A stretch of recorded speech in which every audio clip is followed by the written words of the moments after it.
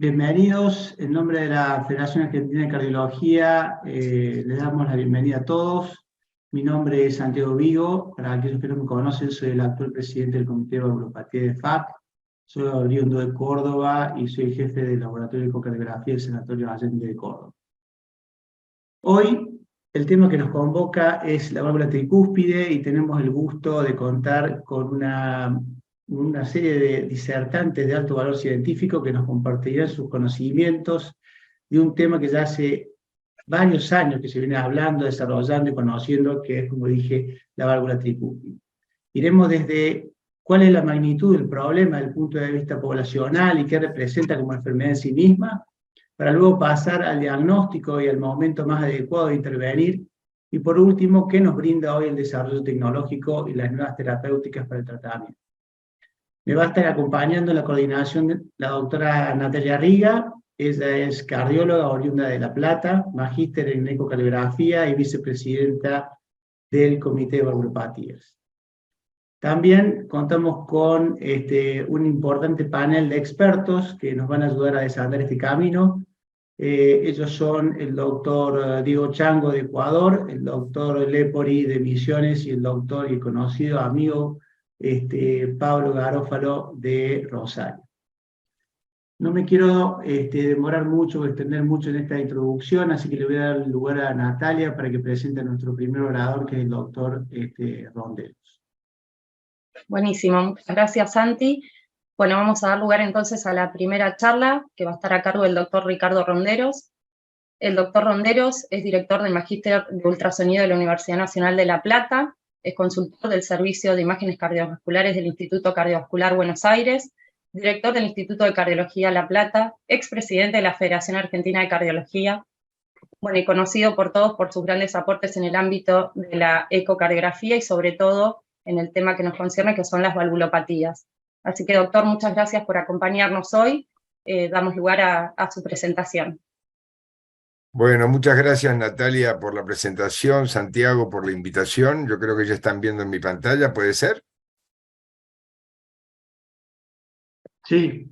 Se ve la pantalla, perfecto. Sí, perfecto. Bueno, vamos a comenzar con una introducción, como bien dijo Santiago, a este tema que a mí me apasiona desde hace ya muchos años, y me apasiona porque realmente es un problema que todavía no tiene solución y que esperamos que tenga una solución pronto, porque la verdad que lo hemos minimizado durante muchos años. Por eso esta primera parte del seminario de esta tarde lo llamé la válvula tricúspide, ¿qué tenemos que saber de la insuficiencia tricúspide? Yo no tengo ningún conflicto de intereses respecto a este tema, y me gustaría empezar hablando de cuál es la estrategia general que tenemos que tener frente a un paciente que tiene una valvulopatía. Y esto básicamente, lo aprendí hace muchos años, es que lo primero que tengo que ver es si está presente la enfermedad valvular, cuál es la severidad que tiene y cuál es la etiología que produce ese defecto, en este caso la insuficiencia tricúspide.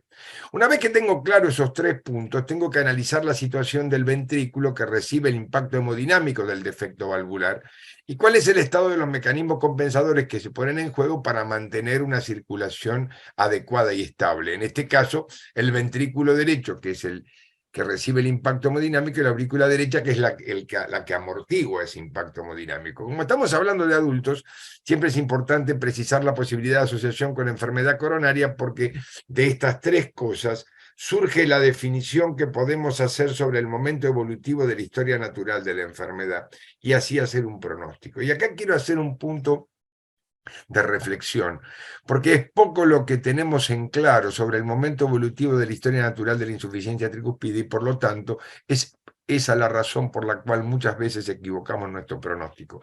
Y si equivocamos el pronóstico, nos va a resultar difícil evaluar una propuesta terapéutica que sea adecuada y en tiempo adecuado.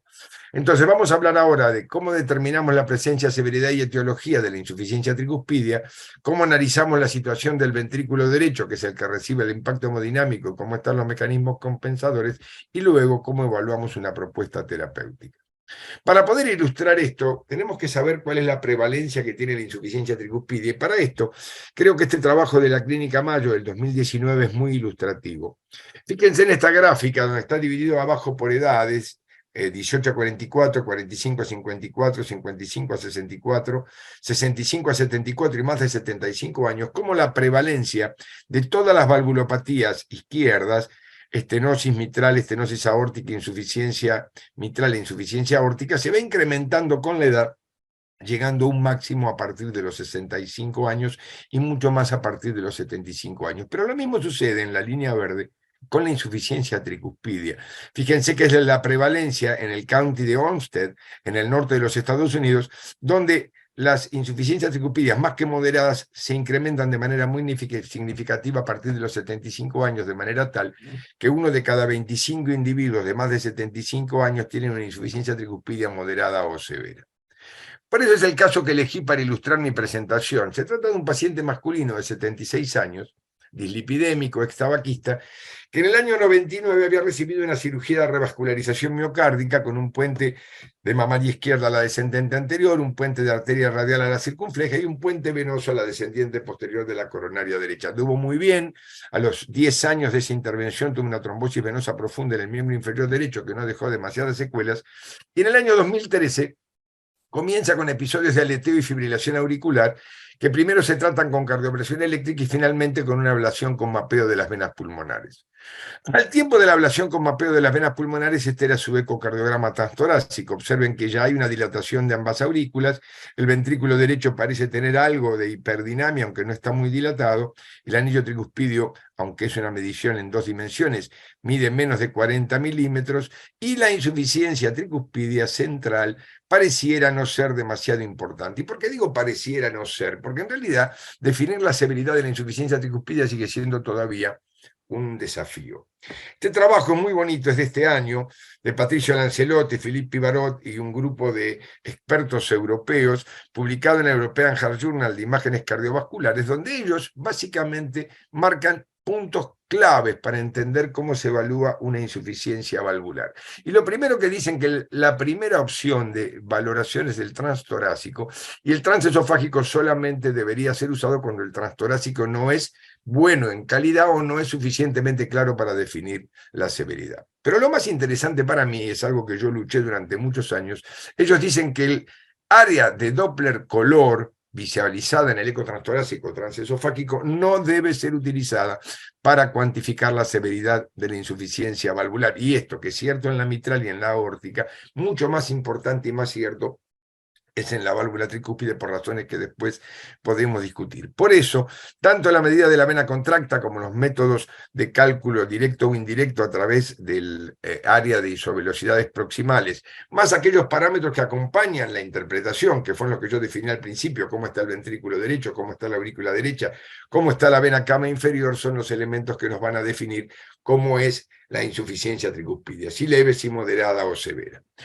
Básicamente en este trabajo dividen los parámetros en cualitativos, cuál es la morfología de la tricúspide, no es lo mismo valvas normales que una válvula rota o flail o que tienen un tenting severo, cuál es el tamaño de la zona de convergencia de flujo, si está durante toda la sístole, si está en parte de la sístole, si es grande, si es pequeña, y cómo es la señal de Doppler continuo, si es con la forma clásica de la insuficiencia tricuspidia o triangular y densa. Por otro lado, los parámetros semicuantitativos son los flujos de las venas hepáticas.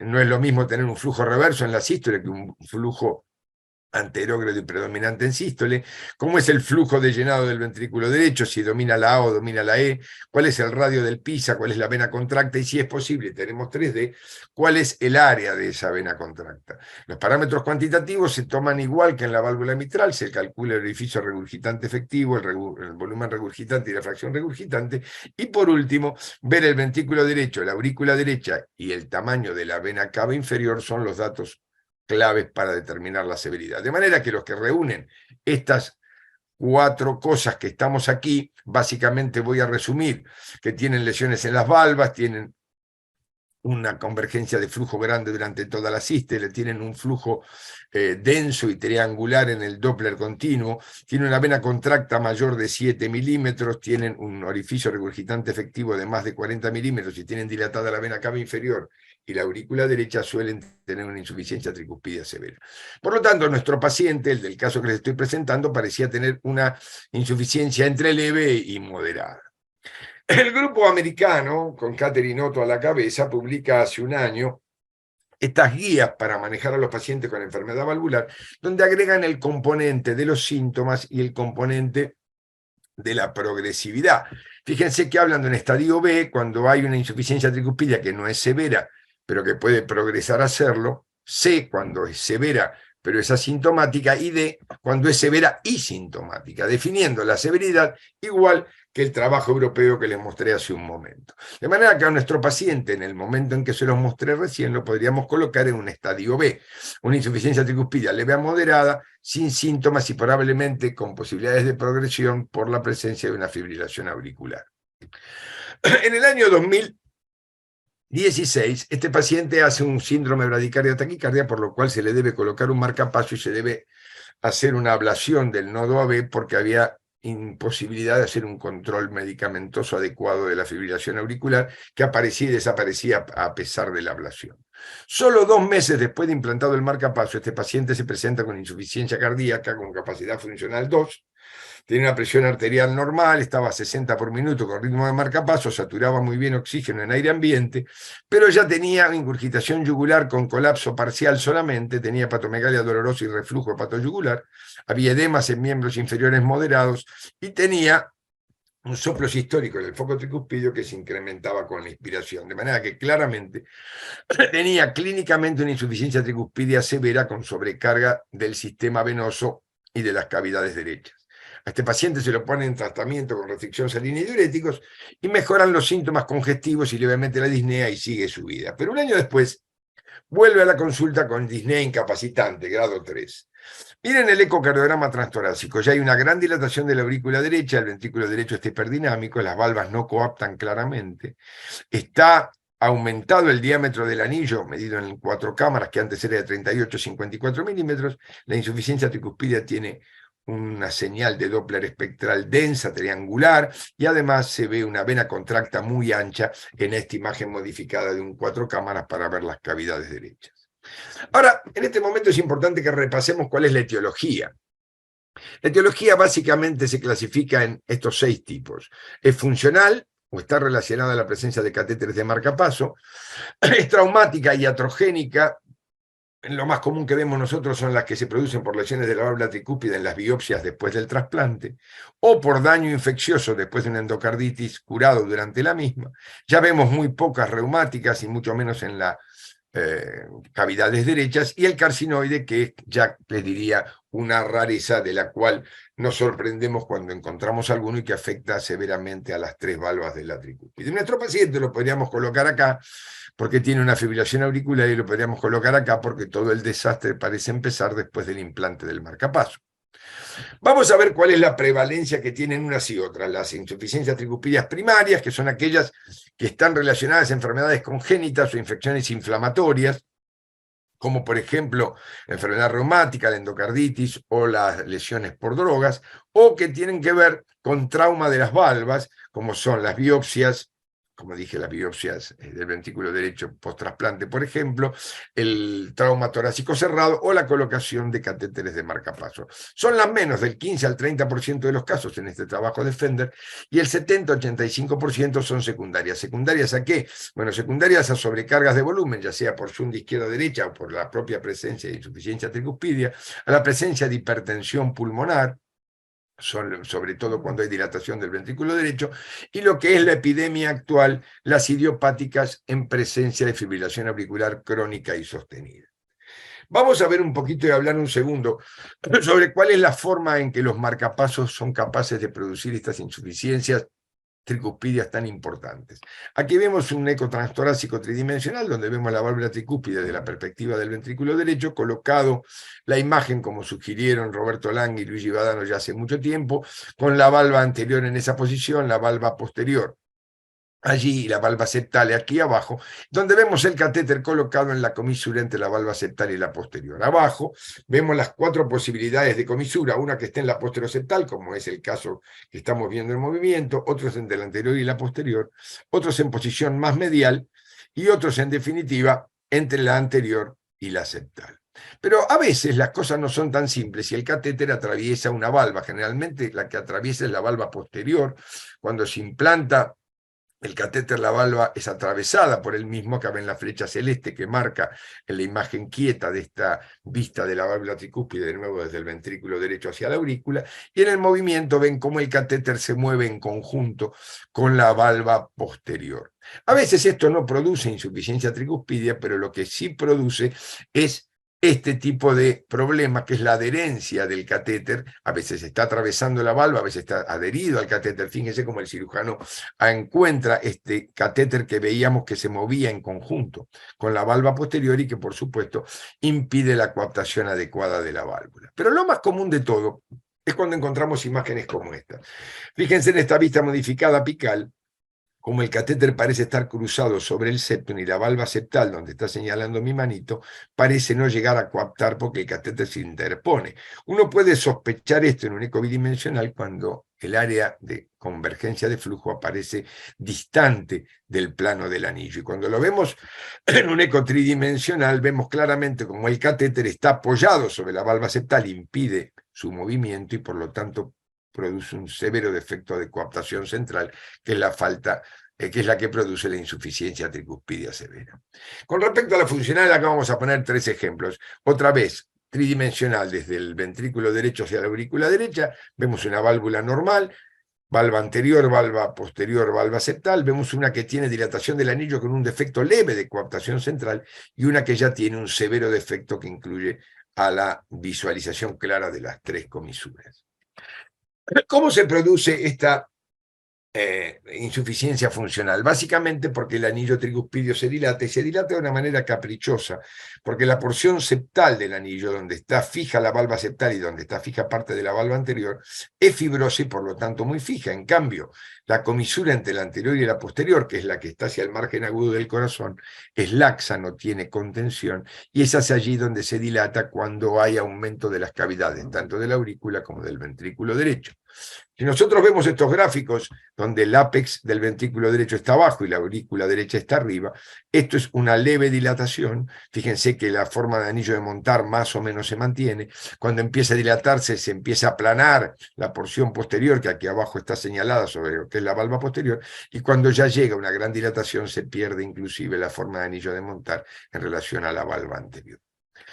Esto se expresa por 2 mecanismos. La dilatación del anillo, como ven en el gráfico del medio, produce un defecto de coaptación de las valvas, pero en el mismo plano del anillo.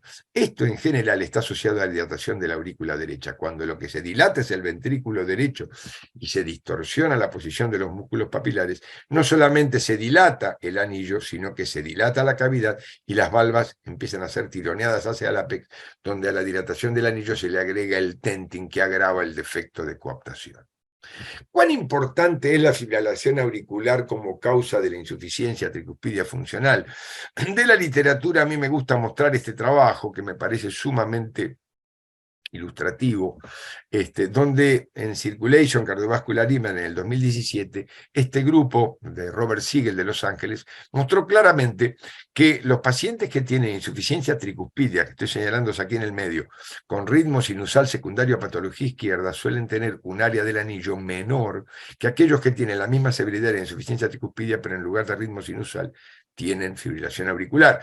Esto en relación a los controles es claramente diferente, pero fíjense cómo la fibrilación auricular dilata más el anillo, tanto en la mitad de la diástole como en la mitad de la sístole. Y lo que es más interesante de este trabajo, lo que mejor correlaciona con la dilatación del anillo, no es el volumen del ventrículo derecho, sino el volumen de la aurícula derecha. De manera que la fibrilación auricular y el aumento de volumen de la aurícula derecha secundario a la arritmia es una de las causas principales de dilatación del anillo y falta de coaptación de las valvas. ¿Qué encontraron estos investigadores? Que 21% de los pacientes que tenían fibrilación auricular tenían insuficiencia tricúspidea severa, que la dilatación del anillo se asociaba a severidad, la aurícula dilatada se correlacionaba mejor que el ventrículo para definir la insuficiencia tricúspidea, que a mayor insuficiencia tricúspidea, mayor hospitalización por insuficiencia cardíaca, que un área auricular de más de 40 centímetros, con un tracto de salida del ventrículo derecho mayor de 35 y un tenting de más de 2 milímetros, es el que son los que predicen las hospitalizaciones por insuficiencia cardíaca y, por supuesto, a mayor hospitalización, mayor tasa de mortalidad. Y hablando de mortalidad, la insuficiencia tricúspidea que tanto tiempo ignoramos, Ya hace mucho tiempo que sabemos quién es inocuo. Fíjense este trabajo de Jack, 2004. Más de 5.000 pacientes ajustados por fracción de eyección del ventrículo izquierdo y presión sistólica de la arteria pulmonar. La presencia de insuficiencia tricuspidia severa o moderada muestra ya al año una mortalidad claramente superior a las leves o a la ausencia de insuficiencia tricuspidia. Y esto aparece en todos los trabajos. Este es otro trabajo bonito de este año, donde hablan de la proporción de insuficiencias primarias y secundarias. Fíjense que las primarias son menos frecuentes que las secundarias, de manera que la fibrilación auricular, la presencia de dilatación de la aurícula o las secundarias a patología izquierda son las más frecuentes. Pero lo interesante es ver que las primarias o son por endocarditis o son por la presencia de catéteres. Y por el otro lado, las secundarias o son secundarias a patología del corazón izquierdo o son secundarias a fibrilación auricular. Quiere decir que nuestro paciente tiene las dos más comunes, exceptuando la endocarditis, que es la presencia de un marcapaso y la presencia de una fibrilación auricular crónica. Respecto a las secundarias a patología del corazón izquierdo, me gustaría hacer una pequeña reflexión. Este trabajo también tiene algunos años, es del 2017, pero compara en rojo a los pacientes que se intervinieron de patología valvular del corazón izquierdo y que se les reparó la válvula tricúspide en la cirugía. Y en negro, aquellos que no se les reparó la válvula tricúspide. Y a estos que se les reparó la válvula tricúspide no necesariamente tenían una insuficiencia tricúspide severa, ya con moderada se debe reparar la válvula tricúspide. Y fíjense que a los 5 años la diferencia de mortalidad es muy significativa entre aquellos que fueron reparados al momento de la cirugía izquierda y aquellos que no fueron reparados. ¿Qué pasa cuando la insuficiencia tricuspidia es aislada? Bueno, otra vez la Clínica Mayo, otro trabajo muy bonito. Aquí se separan los pacientes con insuficiencia tricuspidia aislada de cualquier etiología, en las que tienen un orificio regurgitante efectivo menor de 0,4 en rojo y mayor de 0,4 en verde. Y tanto en supervivencia como en eventos, a partir de los 4 años para la mortalidad y de los 2 años para los eventos significativos de hospitalización o insuficiencia cardíaca incapacitante, las diferencias son muy significativas en las insuficiencias tricuspidias severas aisladas. ¿Tiene que ver si son sintomáticas o asintomáticas? Fíjense que no. A los 4 años es prácticamente la misma cantidad de mortalidad en las asintomáticas que en las sintomáticas en un comienzo. De manera que para esa estrategia que habíamos planteado al principio, los síntomas son relativamente importantes. Mucho más importante es saber la etiología y saber cómo están los mecanismos compensadores y cómo está la cámara que recibe el impacto hemodinámico, ventrículo y aurícula derecha. Y también es importante saber si hay factores que van a aumentar la progresividad. Miren cómo en estos individuos que tienen insuficiencia aislada severa, los que tienen ritmo sinusal de este lado, tienen una mortalidad menor a los 4 años que los que tienen fibrilación auricular, que a los 2 años ya tienen la misma mortalidad que los que están en ritmo sinusal tienen a los 4 años. Esto significa que tener una fibrilación auricular es algo muy malo, tanto para tener una insuficiencia tricuspidia como para predecir una mala evolución en la historia natural en aquellos que ya la tienen. Los cirujanos suelen ser prácticos para definir la severidad de las cosas, porque ellos se basan en lo que hacen para reparar. Y es por eso que los cirujanos dividen en 2 grupos, este es el grupo de Dreyfus, donde hablan de las secundarias a patología izquierda y de las insuficiencias tricuspidias secundarias a fibrilación auricular. Y en ambas lo que les interesa es el tamaño del anillo. Ellos afirman que un anillo mayor de 40 milímetros es una insuficiencia tricuspidia severa, aunque el resto de los parámetros no coincidan exactamente. ¿Por qué? Porque a partir de los 40 milímetros es imprescindible reparar, porque si esperamos y empieza a haber cada vez más defecto de coaptación, cuando el efecto de coaptación es mayor de 8 milímetros y aparece el tentin, ya la posibilidad de reparación se hace mucho menos posible, como va a mostrarnos Pedro después, inclusive para las intervenciones percutáneas. Respecto a la cámara que recibe el impacto, el ventrículo derecho tiene que ser evaluado, podemos evaluarlo con cualquiera de los métodos clásicos, pero hoy si tenemos ecografía tridimensional lo podemos hacer muy bien.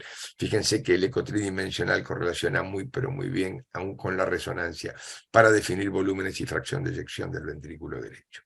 Bueno, volvamos un poco a nuestro paciente entonces. El paciente del ejemplo tiene una insuficiencia tricuspidia severa en estadio D, severa sintomática por insuficiencia cardíaca con un mecanismo mixto. Falta de coaptación valvar por dilatación anular por fibrilación auricular crónica y retracción valvar por catéter endocavitario con una función del ventrículo derecho en el límite inferior de lo normal. ¿Cuál es su riesgo quirúrgico para el Euroscore 2? Es de 5.46%. ¿Cuál es la mortalidad que vimos si este paciente no se interviene? Casi el 20% a los 2 años y el 40% a los 5 años. ¿Qué podemos hacerle con la cirugía?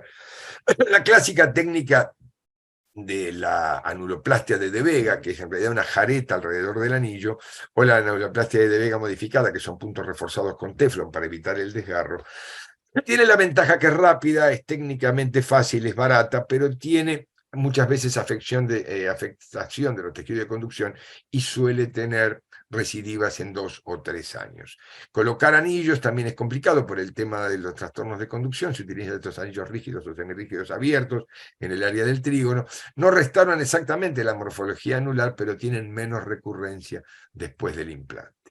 ¿Hay diferencia? Bueno, en la literatura dicen que no la hay, yo creo que sí la hay. A partir de los 3 o 4 años los anillos funcionan mucho mejor que las plásticas de De Vega, pero lo que sí está claro es que la evolución de los pacientes operados es mucho mejor que de los pacientes no operados. Este trabajo ya tiene más de 10 años de un grupo de Japón, muestra claramente la diferencia entre operar y no operar las insuficiencias tricuspidias severas cuando son sintomáticas y ya tienen un impacto importante en las cámaras del ventrículo derecho y de la aurícula derecha.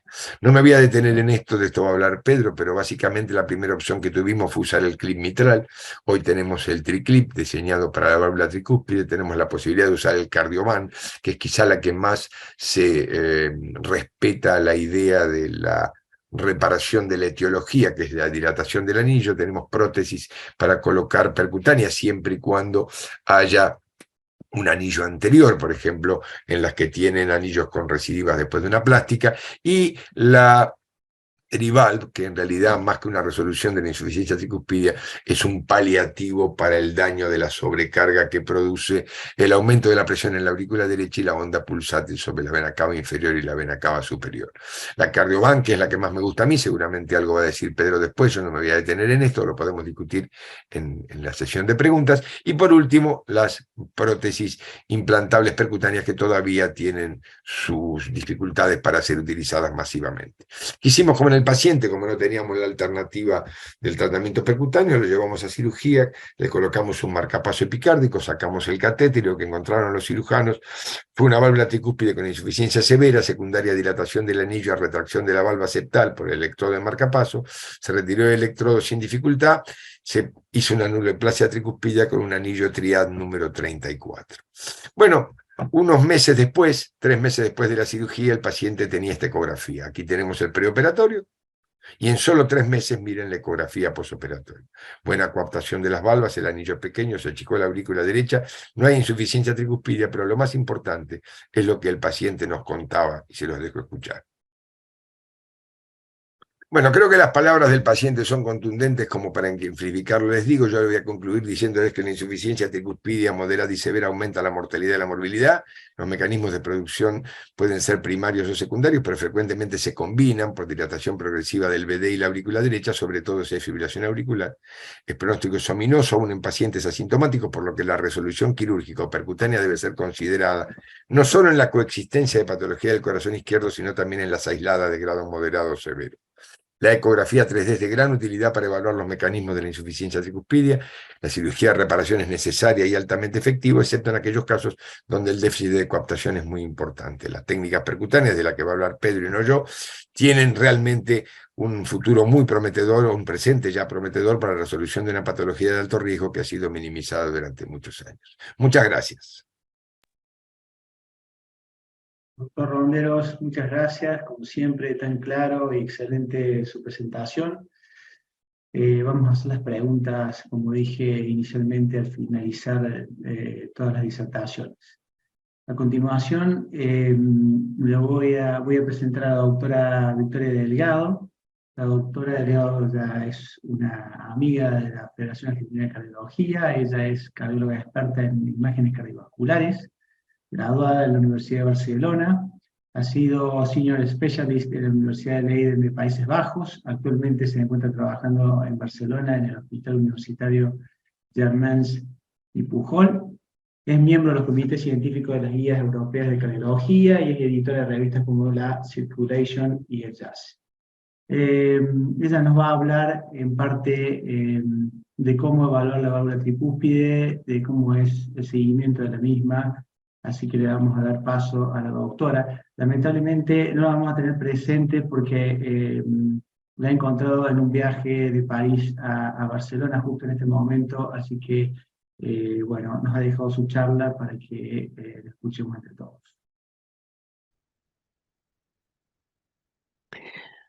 Hola, muchísimas gracias por la invitación a participar en este webinar en cuanto a la actualización de la válvula tricúspide de la Federación Argentina de Cardiología. Siempre un placer estar con todos vosotros y mi charla va a ir sobre cómo evaluar y cuándo es el momento adecuado de intervenir en caso de insuficiencia tricúspide, así como también la evaluación del ventrículo derecho y otros aspectos prácticos para el seguimiento clínico. Estos son mis conflictos de interés y los parámetros que debemos considerar en el manejo de la insuficiencia tricúspide. A mí me gustaría resumirlos en estos 4 puntos. Uno es evaluar la gravedad de la insuficiencia tricúspide, cómo y cuándo valorarla. Otro importante también es el mecanismo de la insuficiencia tricúspide que va a condicionar el tratamiento que vamos a realizar, así como también la función del ventrículo derecho y cómo evaluarla, que siempre es un reto importante. Y en cuanto al tipo de tratamiento, todos sabemos que hoy en día pues, hay un aumento del número de procedimientos intervencionistas percutáneos que tenemos que estar al día y que debemos seguir para saber cuál es la eficacia final de ese tratamiento y si estamos dando lugar a un mejor pronóstico de los pacientes. En cuanto a la evaluación de la insuficiencia tricúspide, pues las guidelines europeas de la Sociedad Europea de Imagen Cardiovascular ha sacado unos algoritmos muy fáciles de seguir, bastante parecidos a los que publicó la Sociedad Americana de Ecocardiografía en el 2017 y en el que se basan en una serie de signos específicos que podemos determinar como cualitativos, semicuantitativos y estructurales y que veis en esta gráfica. Probablemente será severa cuando hay un flail, cuando hay un defecto de coaptación importante o cuando hay un tethering bastante severo de las valvas, por ejemplo, como en el síndrome carcinoide. También indican que hay una severidad o una gravedad de la insuficiencia tricúspide cuando hay un jet de regurgitación central grande, cuando es holosistólico y cuando hay una señal densa y triangular del Doppler continuo en el jet regurgitante. Como semicuantitativos tenemos el PISA, el radio de PISA, que tiene que ser de al menos 9 milímetros, la velocidad contracta, que tiene que ser al menos de 7 milímetros, y luego si hay flujo reverso en sístole en las venas hepáticas. Y siempre que haya además una dilatación de la aurícula derecha, del ventrículo derecho y la vena cava inferior, pues apuntará a que es la insuficiencia tricúspide grave. Tenemos que hacer evaluación cuantitativa con la medida del volumen regurgitante, la fracción regurgitante y el efecto, el área efectiva del orificio regurgitante. Bueno, pues depende, porque ya sabemos que en el caso de la válvula mitral pues es bastante difícil porque muchas veces no hay un orificio circular, pues en la válvula tricúspide, que tiene 3 valvas y a veces tiene hasta 4, pues más difícil todavía. Pero si es posible, pues hay varios estudios que han demostrado que tiene un papel pronóstico cuantificar el grado de insuficiencia tricúspide. Es muy importante siempre tener en cuenta los factores hemodinámicos del paciente, las condiciones de carga y si el paciente llega en fase aguda, por ejemplo, de descompensación o si ha respondido al tratamiento diurético o no. Si el paciente ya está bastante seco y mantiene una vena contracta de 12, pues seguro que es severa. Pero si el paciente ha respondido al tratamiento diurético y la insuficiencia tricúspide pasa a ser con una vena contracta de 3, bueno, pues igual era un problema puntual de una sobrecarga de volumen y ya está. Siempre que tengamos dudas, se puede considerar el ecocardiografía transesofágico o la resonancia. Las guías también resaltan, por ejemplo, la medida de la vena contracta, que tiene que ser la medida a utilizar principalmente cuando sea factible, y en este caso una vena contracta de al menos 7 milímetros indica que la insuficiencia tricuspidia es grave.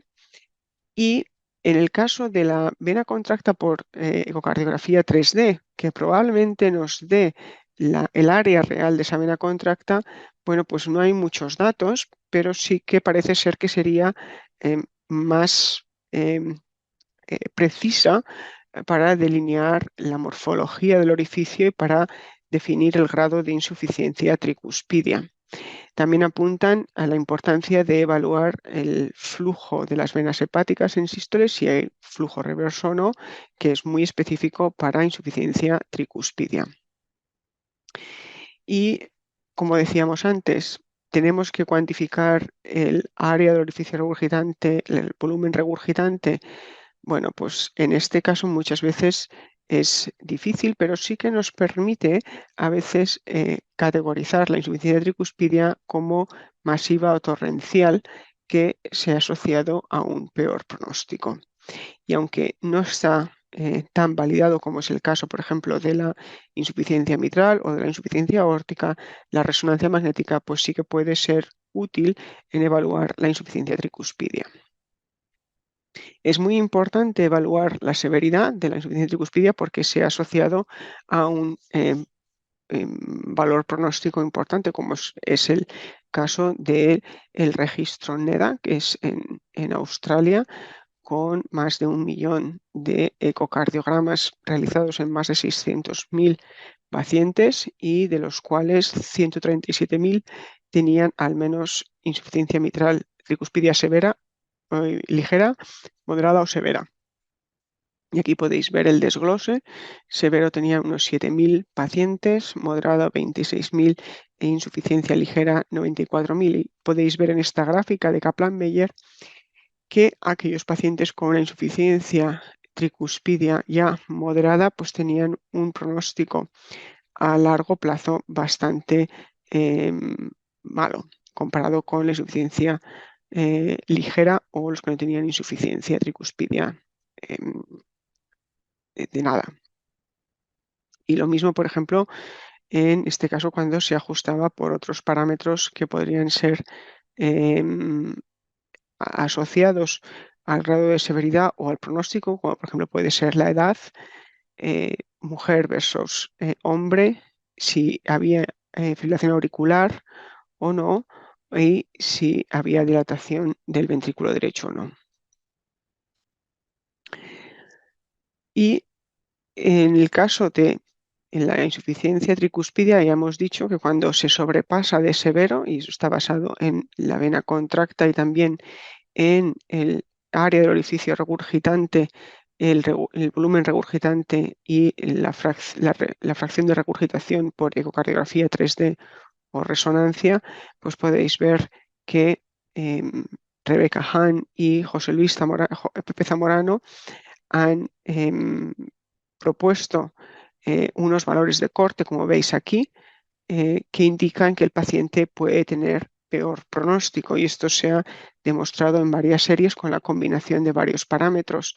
Si la vena contacta es por debajo de 7, es moderado y tiene mejor pronóstico que si además le añadimos un área del orificio regurgitante de al menos de 80, que sería ya pues, una insuficiencia tricuspidia torrencial. Y luego es importante evaluar el mecanismo.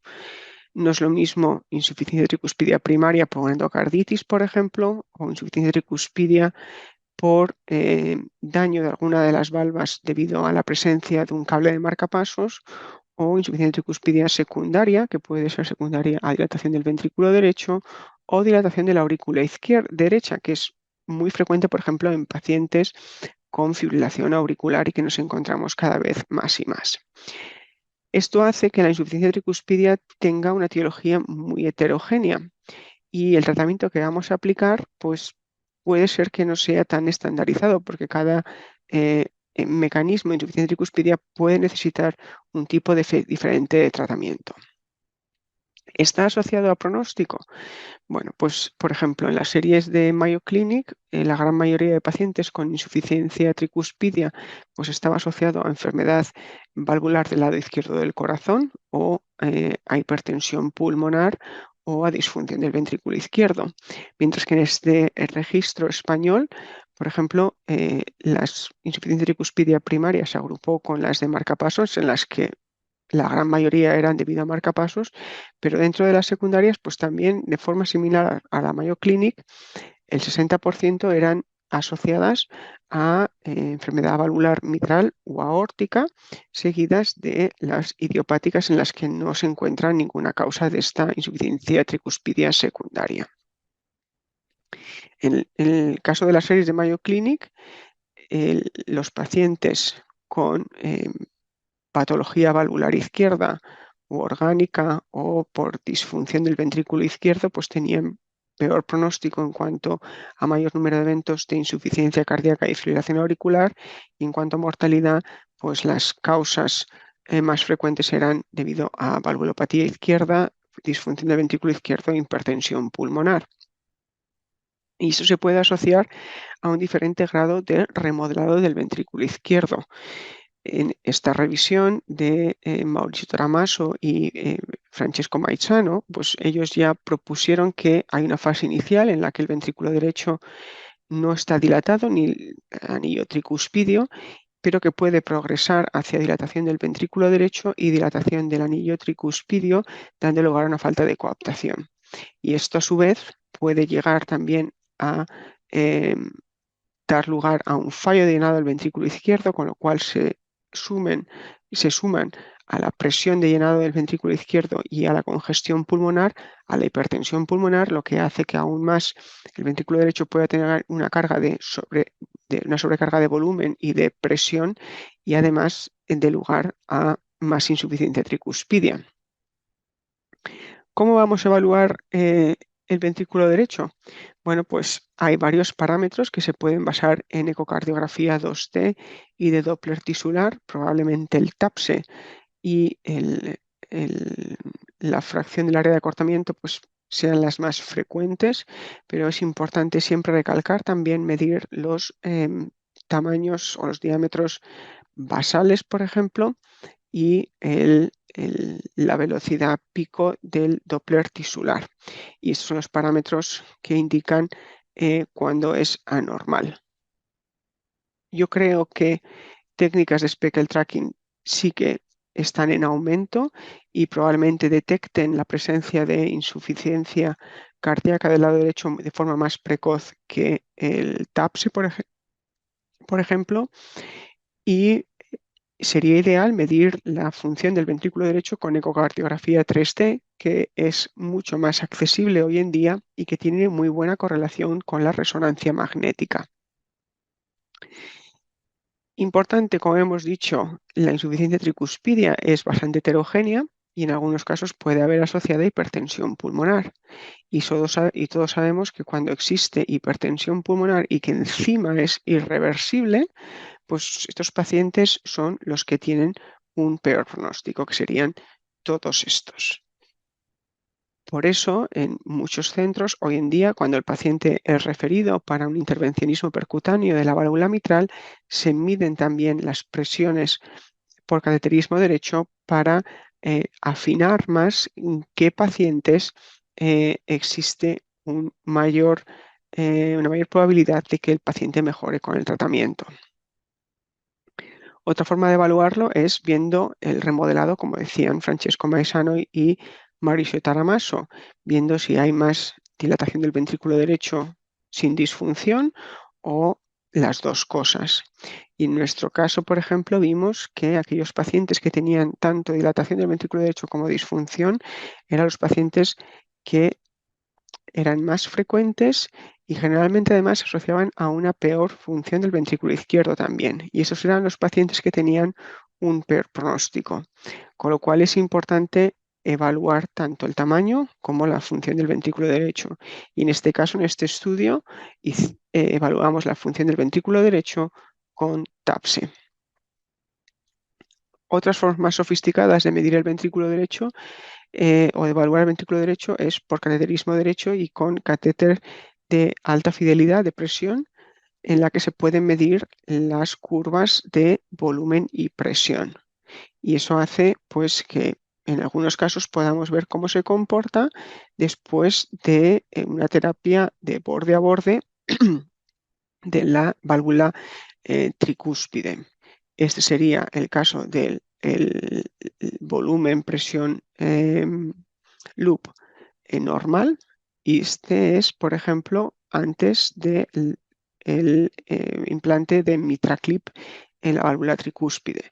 La verdad es que después no se acerca para nada a lo que sería una curva normal, pero bueno, son las primeras experiencias que deberemos ver si realmente este es un parámetro útil o no para evaluar la función del ventrículo derecho.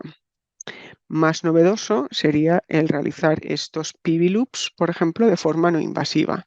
Y para ello ya hay técnicas utilizando la ecocardiografía tridimensional que mide los volúmenes en 3D y validando las medidas de presión a través de Doppler, comparándolas con las medidas invasivas. De aquí se puede derivar de forma no invasiva estos PV loops y compararlo con el invasivo.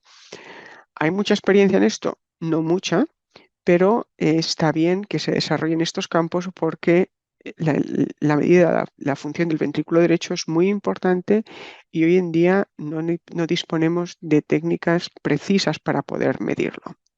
Otra forma, por ejemplo, es a través del Strain Pressure Loops, que es el Myocardial Work y que utilizamos en Leiden para evaluar pacientes con hipertensión pulmonar. Y en este caso, pues pudimos generar estas curvas de strain presión para calcular el trabajo miocárdico. Este paper de Steel Butcher explica cómo realizarlo y la verdad es que encontramos que la correlación con las medidas de presión por cateterismo derecho pues no eran muy 100% precisas, pero como no teníamos tampoco un patrón de referencia independiente, pues nunca se sabe cuál es el que es realmente correcto. El caso es que sí que nos permitió estratificar a los pacientes y saber qué pacientes tenían un mayor riesgo de eventos durante el seguimiento.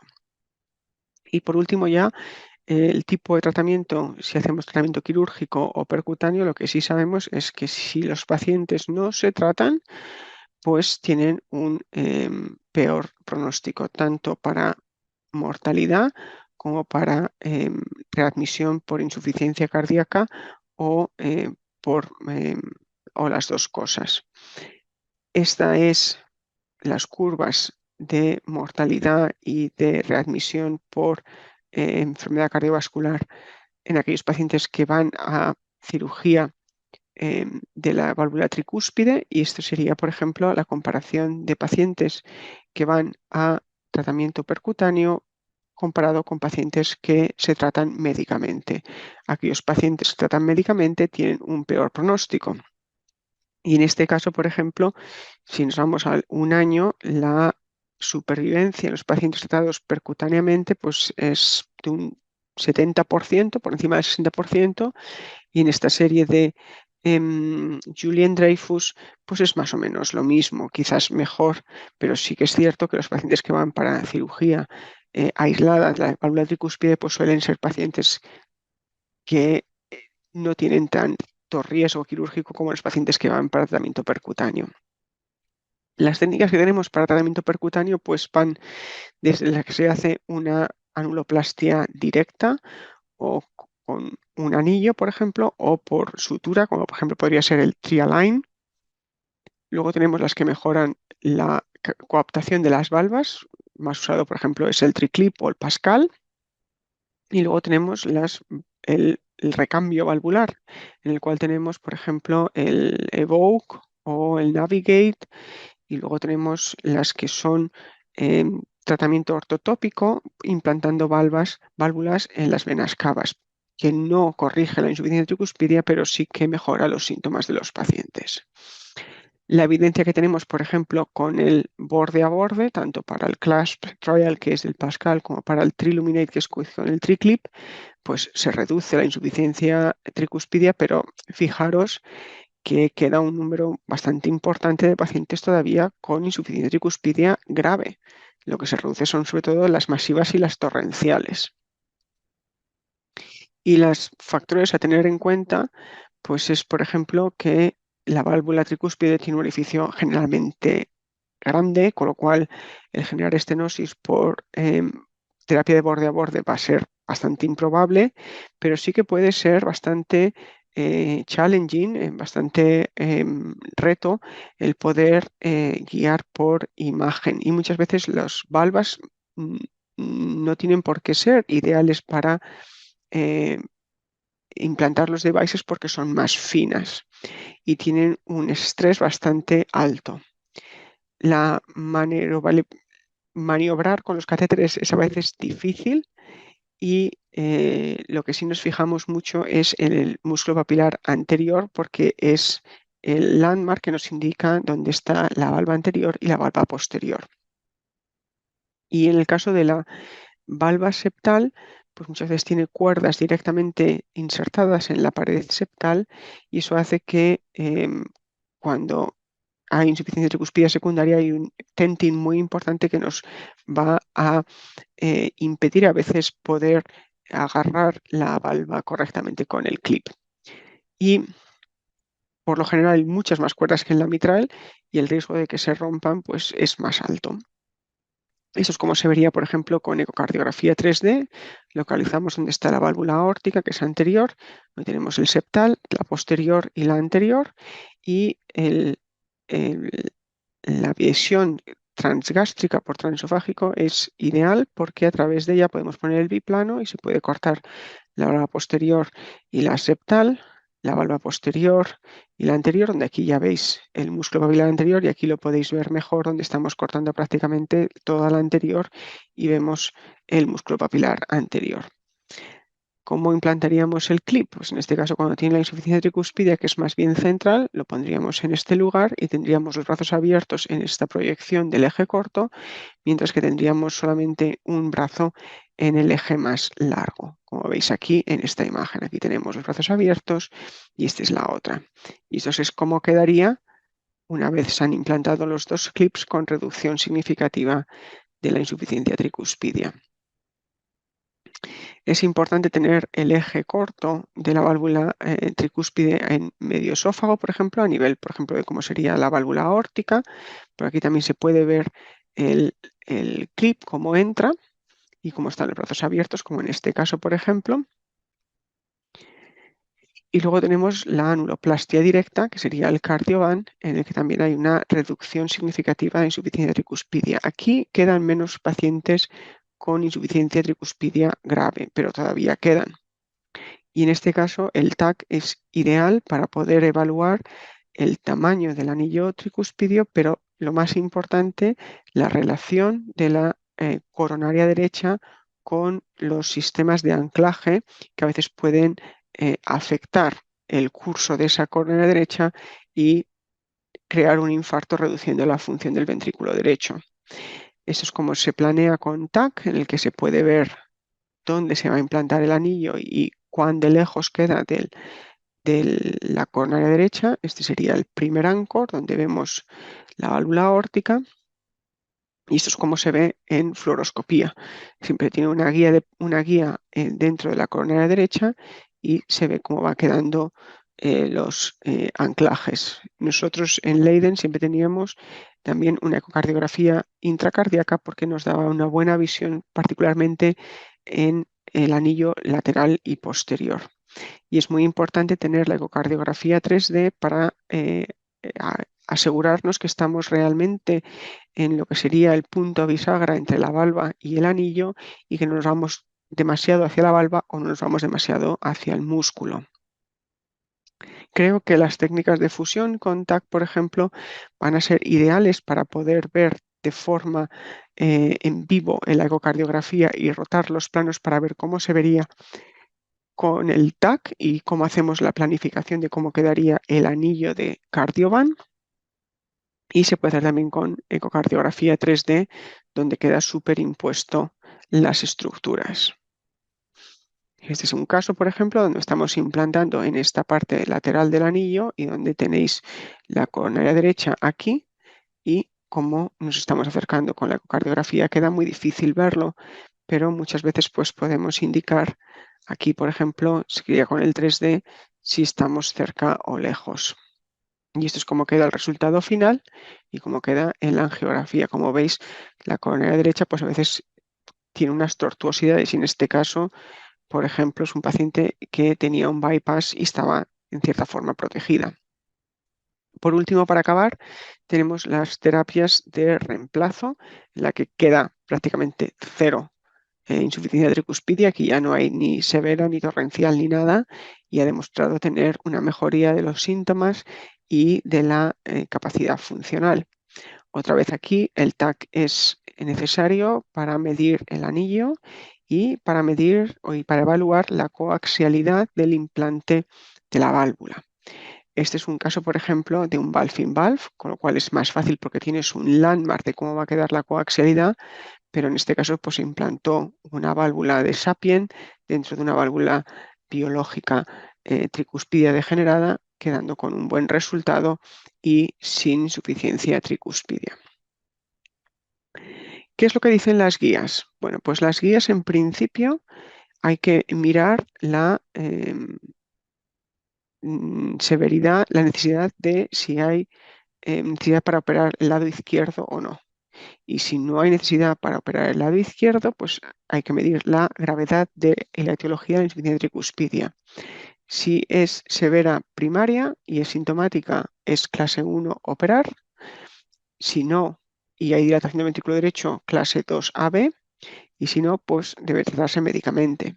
Si es secundaria y tiene dilatación del ventrículo derecho o del ventrículo izquierdo con disfunción e hipertensión pulmonar importante, bueno, pues es un caso difícil, lo mejor es hacer terapia médica, pero si no, y el paciente es asintomático, pues se puede operar o en el caso de que hubiera la experiencia de hacer terapia transcatéter, pues sería un 2B clase C.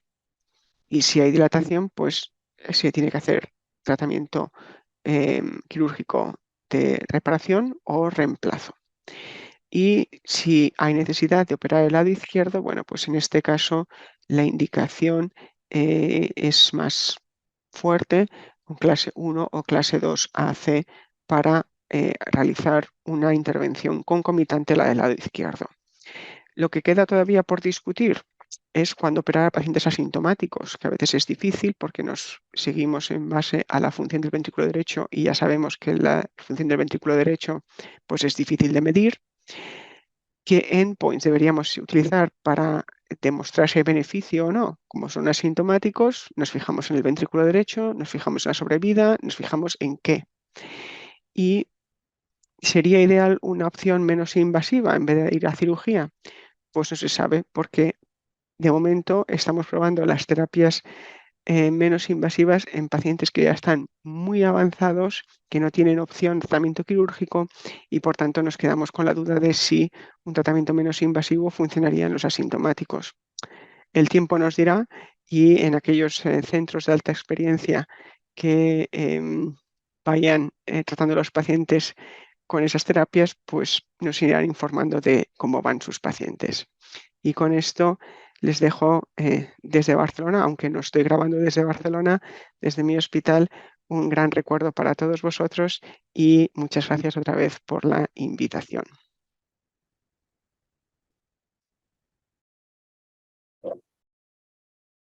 Bueno, excelente la disertación de la doctora Delgado.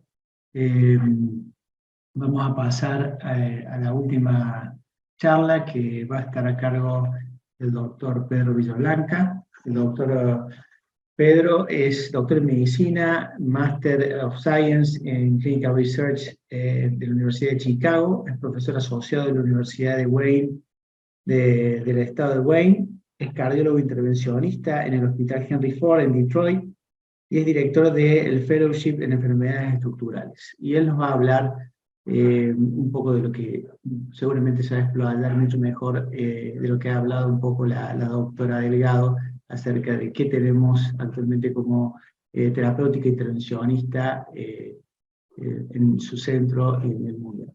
Pedro, es un gusto que nos acompañes y bueno, y tenés la palabra. Muchas gracias, Santiago, nuevamente, y voy acá a compartir mi pantalla. ¿Pueden ver la pantalla? Sí. Perfecto.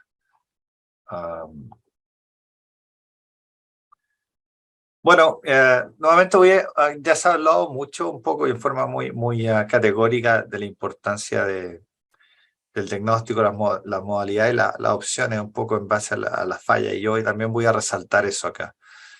Estos son mis disclosures.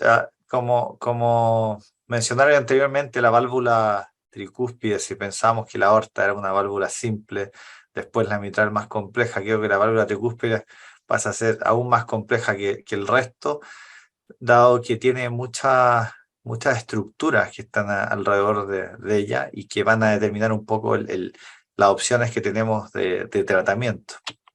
¿Ok? Y dentro de estas posiciones se encuentran esta anatomía, se encuentran los aparatos nativos, como la arteria coronaria, el aparato de conducción, y los músculos papilares, etc. Y también muchas veces tenemos enemigos externos, como los marcapasos, que ya nosotros luego vamos a publicar una serie de insuficiencias tricuspidas por marcapasos y en diferentes localidades en la válvula.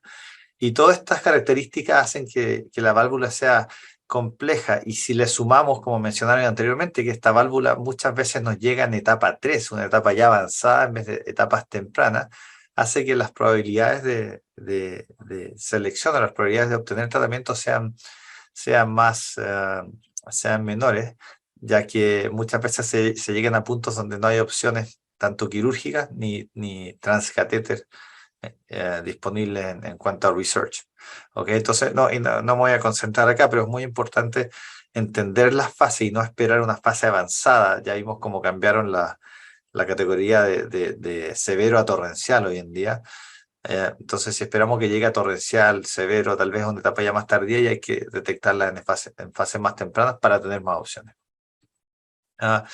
Y esto, y vuelvo a recalcar un poco lo que dijeron de cirugía, es importante porque en cirugía ya se opera muy poca válvula tricúspide en cirugía, y de las que se operan tienen una mortalidad que no ha cambiado mucho, que es cercana al 10% en los últimos años. Entonces estamos operando a estos pacientes y 1 de cada 10 lo más probable es que no sobreviva a la hospitalización. ¿Okay? Y esto tiene muchas consideraciones cuando hablo un poco de las terapias transcatéteres, porque van a ver que las terapias transcatéteres por el momento no tienen esta morbimortalidad que tiene la cirugía. Y eso nos pone en esta situación donde tenemos como mencionaron anteriormente mis colegas, una patología muy prevalente, con un pronóstico que no es bueno si no es tratado en forma oportuna, y que por el momento, hoy en el 2022, casi 2023, no tenemos muchas terapias disponibles. La gran mayoría son por estudios randomizados, registros, etc. Y prontamente vamos a tener algunas opciones más disponibles de forma más comercial, como tenemos con la Stavi. ¿Okay? Bueno, habiendo mencionado eso, y como ya lo explayaron mis colegas anteriormente, bueno, ¿qué opciones tenemos en transcatéter?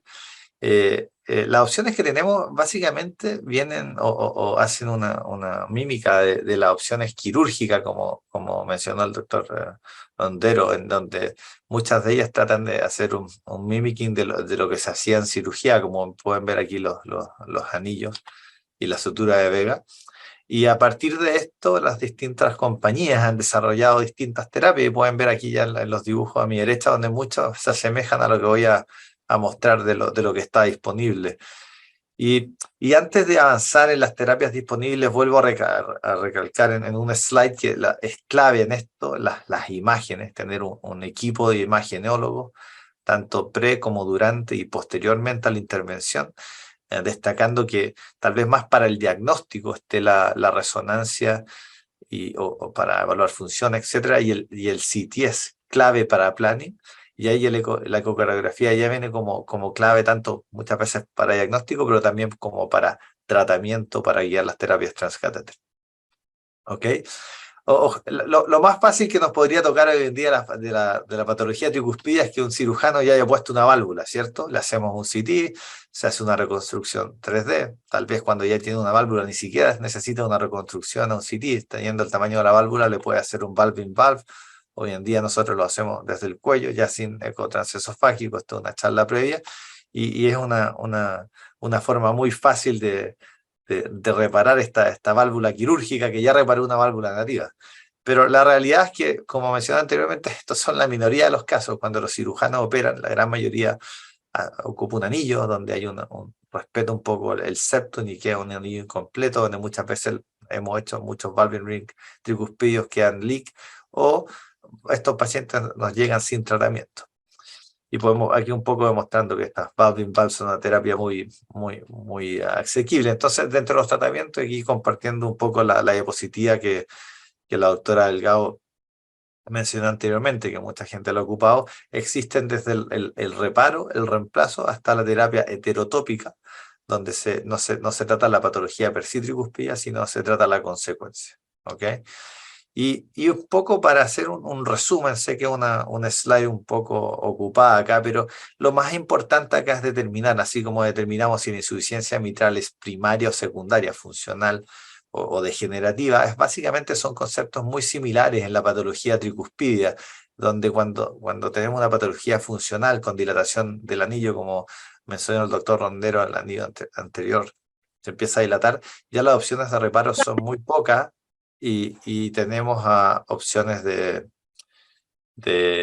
reemplazo solamente, hasta el punto que a veces el reemplazo no es posible. ¿Y qué es lo que va a definir básicamente un reemplazo versus un reparo? A grandes rasgos es el gap entre los velos. Cuando tenemos gap mayores a 7 milímetros, otros estudios ocupan 8 milímetros, ya empezamos a tener un reparo poco probable o con pocos resultados exitosos, y tenemos que empezar a pensar más en un reemplazo de la válvula.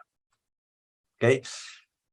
Aquí estos son unos slides que hice yo un poco, está un poquito ocupada, bici los slides, pero básicamente cuando tenemos un gap de coadaptación, una válvula degenerativa con un defecto, un gap menor de 7 milímetros, cuando el jet, es importante, ¿dónde está el jet? Se encuentra entre el velo antero posterolateral, son muy favorables al reparo. Y lo que tenemos para el reparo, y voy a hablar un poco de la gran mayoría de casos de terapias que tengo disponibles yo acá, y algunas que voy a tener disponibles, pero el primero que salieron los resultados fue el Edge-to-Edge Repair con el TriClip, que básicamente es lo mismo que el MitraClip de cuarta generación, un dispositivo donde tiene un clipping con un graspaje independiente.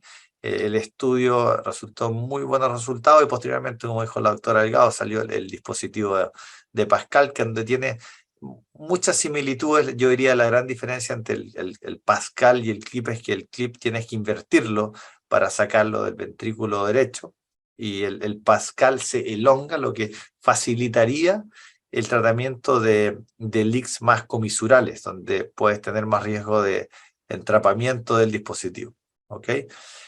Los clips en general, como mencioné, hay que ser muy técnico en esto, hay que evaluarlo muy bien con transesofágico, con visiones transgástricas de eje corto, porque dependiendo de la morfología de los velos nos va a determinar un poco las probabilidades de respuesta al reparo, además del gap. Y en general se tiende a hacer un reparo de los velos anteriores y anterior y septal o posterior septal, más que los velos posterior y anterior, y básicamente esto porque ahí es donde se empieza a elongar el anillo, y muchas veces va a terminar, que pasa un poco con la patología metal, que le hace un clip, y si no tratas la enfermedad per se, que puede ser ya ventricular, va a seguir dilatándose y va a tener otro leak en el futuro cercano o próximo. Este es un ejemplo de TriClip, que fuimos parte del IFS en Estados Unidos, donde pueden ver a mano izquierda el clip antes y después. Fue un caso complejo donde hicimos 2 clips anteros posteriores y septoposteriores con buenos resultados. Este era una paciente, como pueden ver en la imagen, con un gap muy pequeño, casi inexistente, una patología primaria que respondió muy bien a la patología con clip.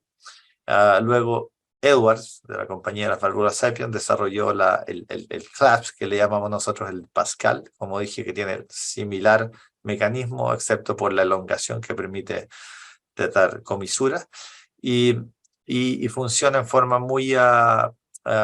creo que tiene un poquito mayor respuesta que el clip. Sin embargo, el clip para nosotros lo venimos haciendo desde hace años, es un poquito más conocido. Si bien tuvimos acceso al Pascal, los resultados que se publicaron fueron con la primera generación. Ya disponemos de la generación 2.0, ya se aprobó en Estados Unidos. Diría yo que se aprobó para mitral a todo esto, pero la ventaja del Pascal puede ser que cuando tratas una mitral, no tienes que necesariamente cambiar el dispositivo para tratar la tricúspide, es el mismo dispositivo.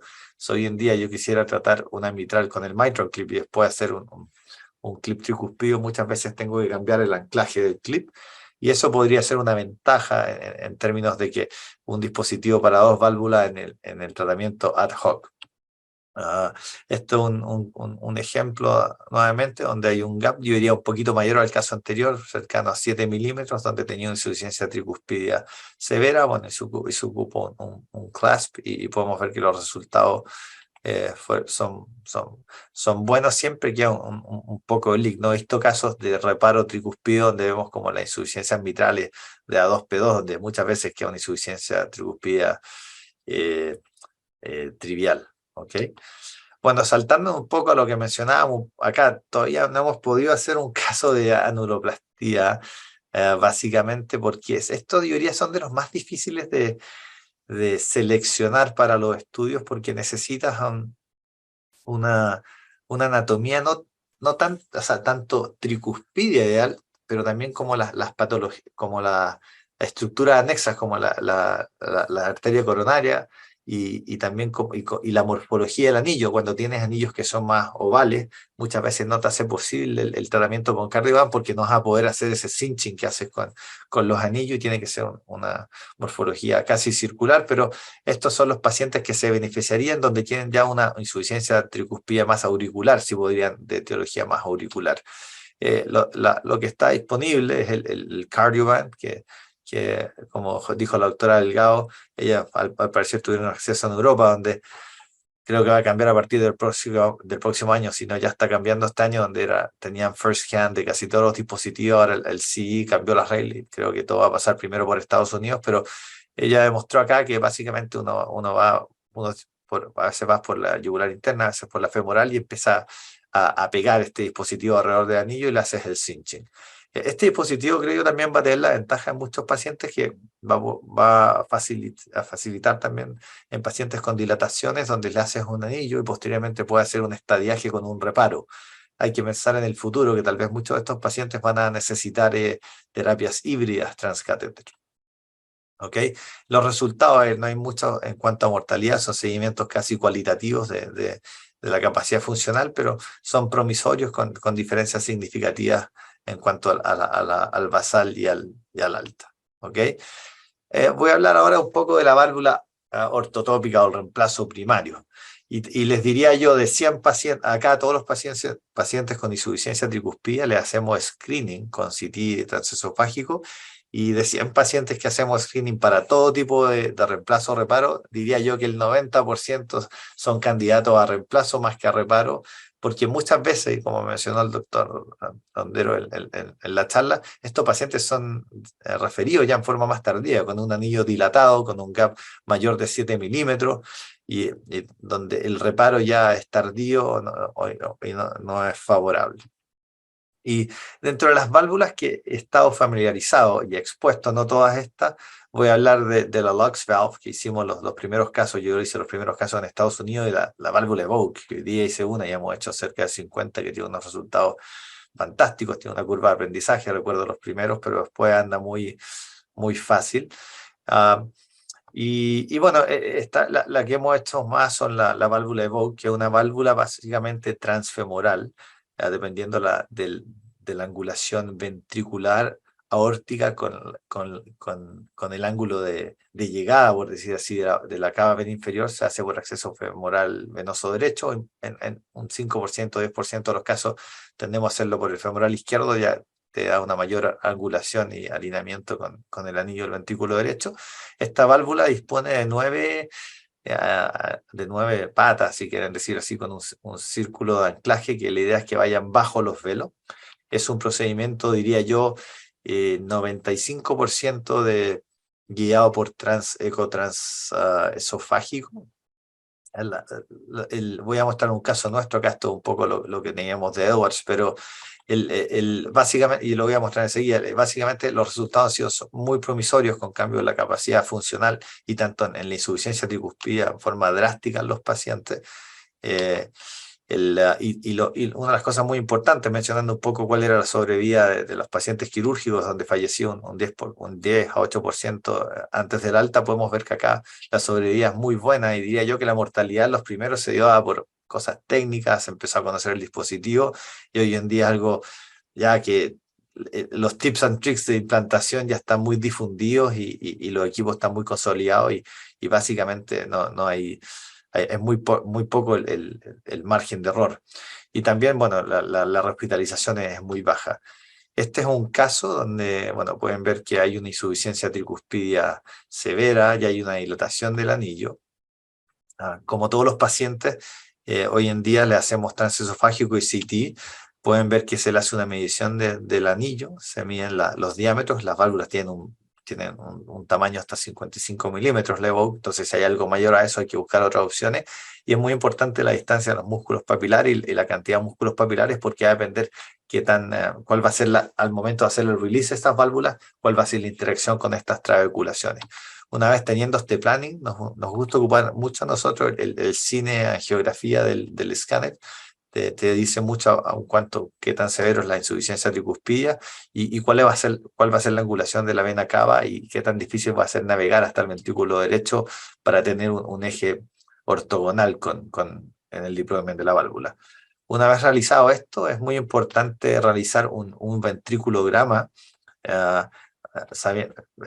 bueno, si los pacientes tienen insuficiencia tricuspidea, renal, tratamos de evitarlo, pero es bastante importante porque hay que encontrar el verdadero apex del ventrículo derecho y no el apex como ecocardiográfico, ya que si nos encontramos en las trabeculaciones al momento de liberar estas válvulas, vamos a tener problemas de interacción. Y una vez realizado esto, se pone un alambre rígido, un Safari, una guía Safari. Una vez que realizamos esto, bueno, empezamos a exponer esta válvula que tiene una exposición ventricular, que a medida que se expone nuestro ecocardiografista se empieza a salir casi como una flor, nos empieza a decir si estamos bajo de los velos, y hay muchas maniobras donde te pueden decir para optimizar el posicionamiento de estos 9 ancorajes. Y una vez que estamos todos contentos, etcétera, se empieza a auriculizar esta válvula para hacer el deployment final. Es un deployment que se hace en forma muy controlada. Bueno, y ahí está la válvula liberada, y pueden ver cómo se vería en los ángulos ortogonales en fluoroscopía. Y este sería un ventriculograma al final del caso, donde podían ver que antes el contraste llegaba hasta la vena cava inferior, y ahora básicamente no hay contraste yendo a la aurícula derecha, y pueden ver cómo se ve en la ecocardiografía con una insuficiencia trivial, casi inexistente, que es central. ¿Okay? Y bueno, y cuando la válvula heterotópica no es una opción, perdón, la válvula heterotópica no es una opción, podemos considerar válvulas que se implantan en las venas cavas, unas principalmente al vena cava y otras de vena cava a vena cava. En general, estos son los pacientes que ya tienen un anillo muy dilatado, obviamente un gap mayor a 7, y donde las válvulas de reemplazo existentes son muy pequeñas, o diría yo, y esto aplica para todos los pacientes con hipertensión pulmonar primaria, donde reemplazar o reparar la válvula estarías como caducando el ventrículo derecho y le crearía más problemas al paciente, o básicamente limitaría el tratamiento, limitaría más al paciente que el hacer nada. Y bueno, ¿y cómo funcionan las válvulas heterotópicas? Básicamente lo que hace es trata la complicación y reduce la congestión del paciente, y ventriculariza hasta aurícula derecha. Es un tratamiento que por el momento es paliativo, si bien los trick valves se mostraron los resultados a largo plazo. Al parecer había un remodelamiento ventricular y los pacientes mantenían una capacidad funcional mejorada al año, casi 2. Necesitamos, creo yo, un poquito, al menos 5 años para ver cuál va a ser el fin de estas válvulas o no, porque lo que va a pasar, y pudiese pasar, no está comprobado, crearía una congestión tal vez del seno coronario, tal vez isquemia, etcétera, etcétera. Son todas hipótesis, ¿ok? Y dentro de las que están disponibles está la trick valve, que ustedes la deben tener disponible en Argentina. Sé que en Chile se han hecho algunos casos, en Brasil. Nosotros acá pudimos haberla tenido disponible, pero hemos estado trabajando con Edwards desde hace años. Tal vez se viene estamos probando algo similar. Nosotros, sin embargo, venimos haciendo válvulas Cavi desde hace 8 años acá en Henry Ford, pero de forma artesanal. Y voy a mostrar un caso. No puedo mostrar los casos de este nuevo dispositivo por razones de copyright, como dicen los americanos, pero venimos haciendo estas válvulas de hace años, poniendo un stem bronquial en la vena cava inferior y poniendo una válvula de Edwards hecha para aorta en la cava inferior. Los resultados de este primer implante, esto lo guió el hijo de mi jefe que se unió a nosotros. Pueden ver que hay una mejoría en la capacidad funcional de estos pacientes, no tan óptima como otros dispositivos de reemplazo o reparo, bueno, pero sí hay una mejoría, y hay que recordar que estos pacientes no tenían acceso a nada, eran pacientes inoperables en esa época, como en 2013, hasta que inclusive en 2018 solo estaba el TriClip. No había nada que ofrecerle, ¿ok? Y bueno, y el trick valve, que ya se está ocupando en Europa, se está ocupando en todo el mundo, menos en Estados Unidos, que es parte de un estudio, al parecer sería un poquito más simple de hacer el deployment, solo acceso femoral, y puedes hacer el deployment de las 2 venas cava, y muchas veces guiados por transesofágico. Al parecer también se pudiese hacer solo guiado por angiografía. Bueno, aquí les voy a mostrar un caso un poco de un paciente que le hicimos una cavia artesanal, donde pueden ver que hay las venas hepáticas están revertidas, hay una insuficiencia tricuspidia severa sin opción a tratamiento percutáneo por reemplazo o reparo, donde se le hizo las mediciones por CT, como le hacemos a todos los pacientes. Es importante ver los diámetros de la vena cava inferior y tener en cuenta también el gap que llaman el RA-IVC junction, porque mientras más junction, mientras más unión haya, mejor anclaje para estos pacientes, y también las distancias a las venas hepáticas para que no se ocluyan. Y como pueden ver acá, es bastante artesanal. Los primeros casos poníamos una regla, ahora hay dispositivos dedicados, lo hacíamos con IBUS, hacíamos una ortograma de base, donde pueden ver cómo la insuficiencia tricuspida llegaba hasta las venas cava. Estos son pacientes con ascitis, con un anasarca tremendo, que ya están refractarios a la terapia médica, están hiponatrémicos. Y bueno, y acá ponemos un stem bronquial. Siempre teníamos un balón de trauma en la aurícula derecha para evitar cualquier migración. En algunos casos le hacíamos un snaring por la pierna contralateral para prevenir la migración.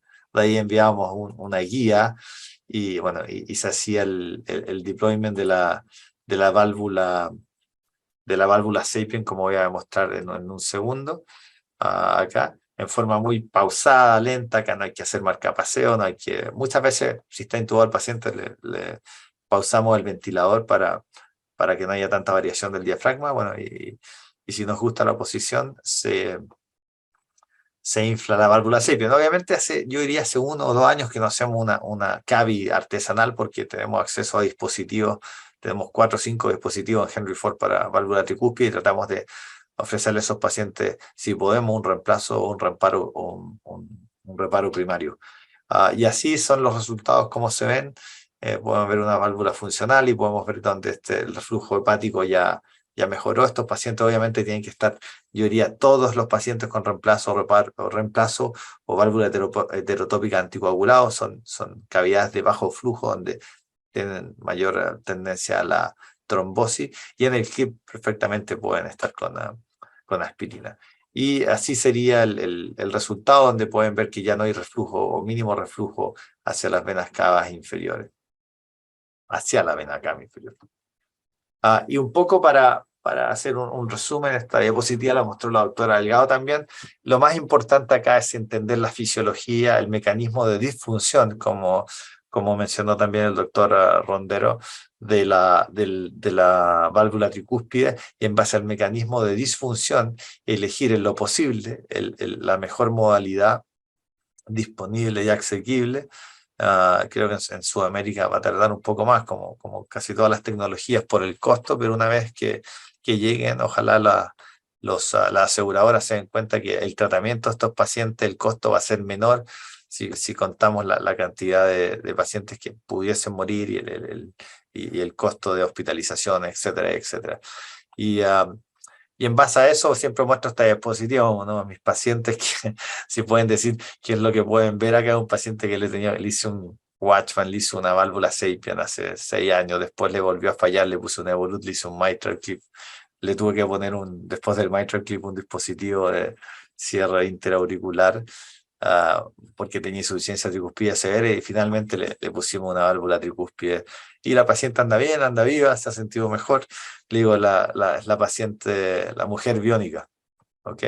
Y bueno, eso sería un poco la presentación. Traté de hacer un resumen con lo que tenemos disponible en base a la falla del paciente y cómo le hacemos el tailoring de la terapia.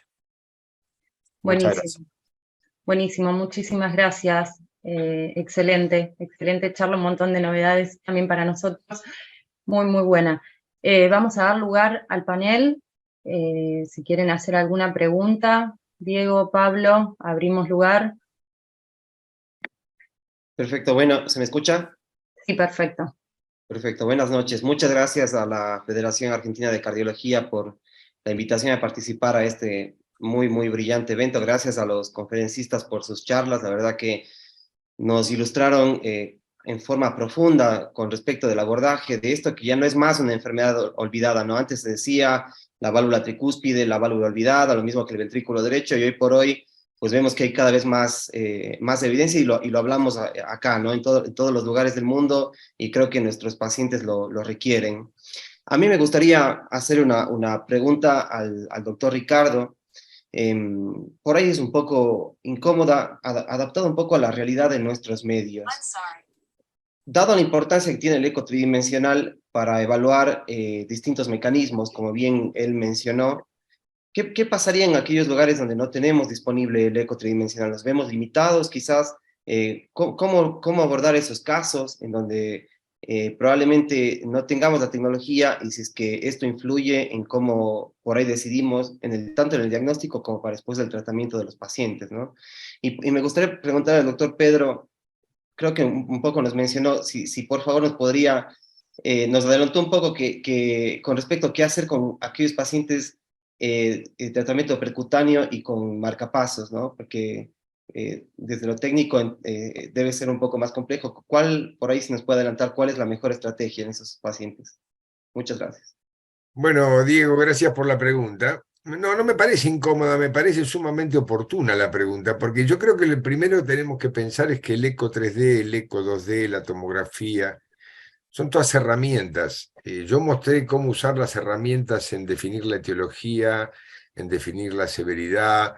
Victoria habló de las herramientas para poder decidir determinadas cosas, y Pedro, con una gran maestría, te felicito, Pedro, por la síntesis espectacular, tu charla.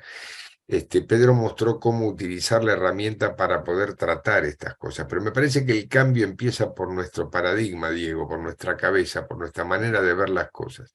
Hace un tiempo a mí me hicieron la pregunta de por qué cuando yo doy mi charla sobre tricúspide no pongo la insuficiencia masiva torrencial, y mi respuesta es que, con todo respeto por Pepe, que es mi amigo, y por Rebeca, a quien admiro, eso no debería existir. No la clasificación, los pacientes no deberían existir.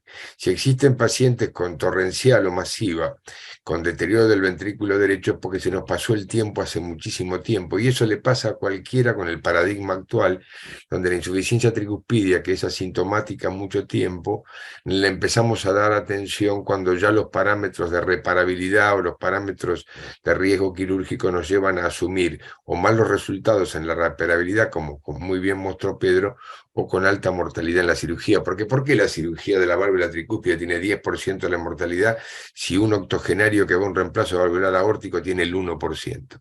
La diferencia está en qué pacientes llevamos a una cirugía y a la otra.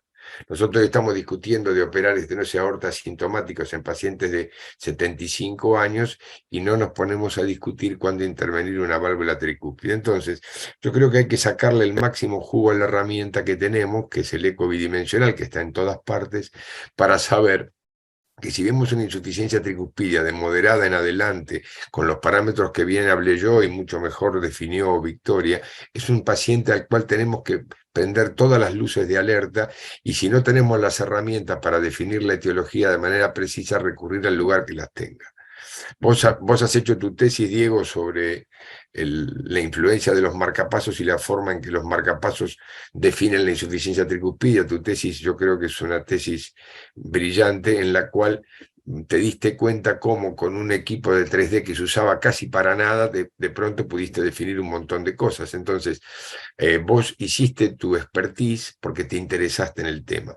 Yo creo que el primer paso es usar bien el 2D. El segundo paso es aprender que el 3D es más que un juego, que es algo que realmente hace diferencia, y la hace en la cardiopatía estructural en general y en las válvulas en particular.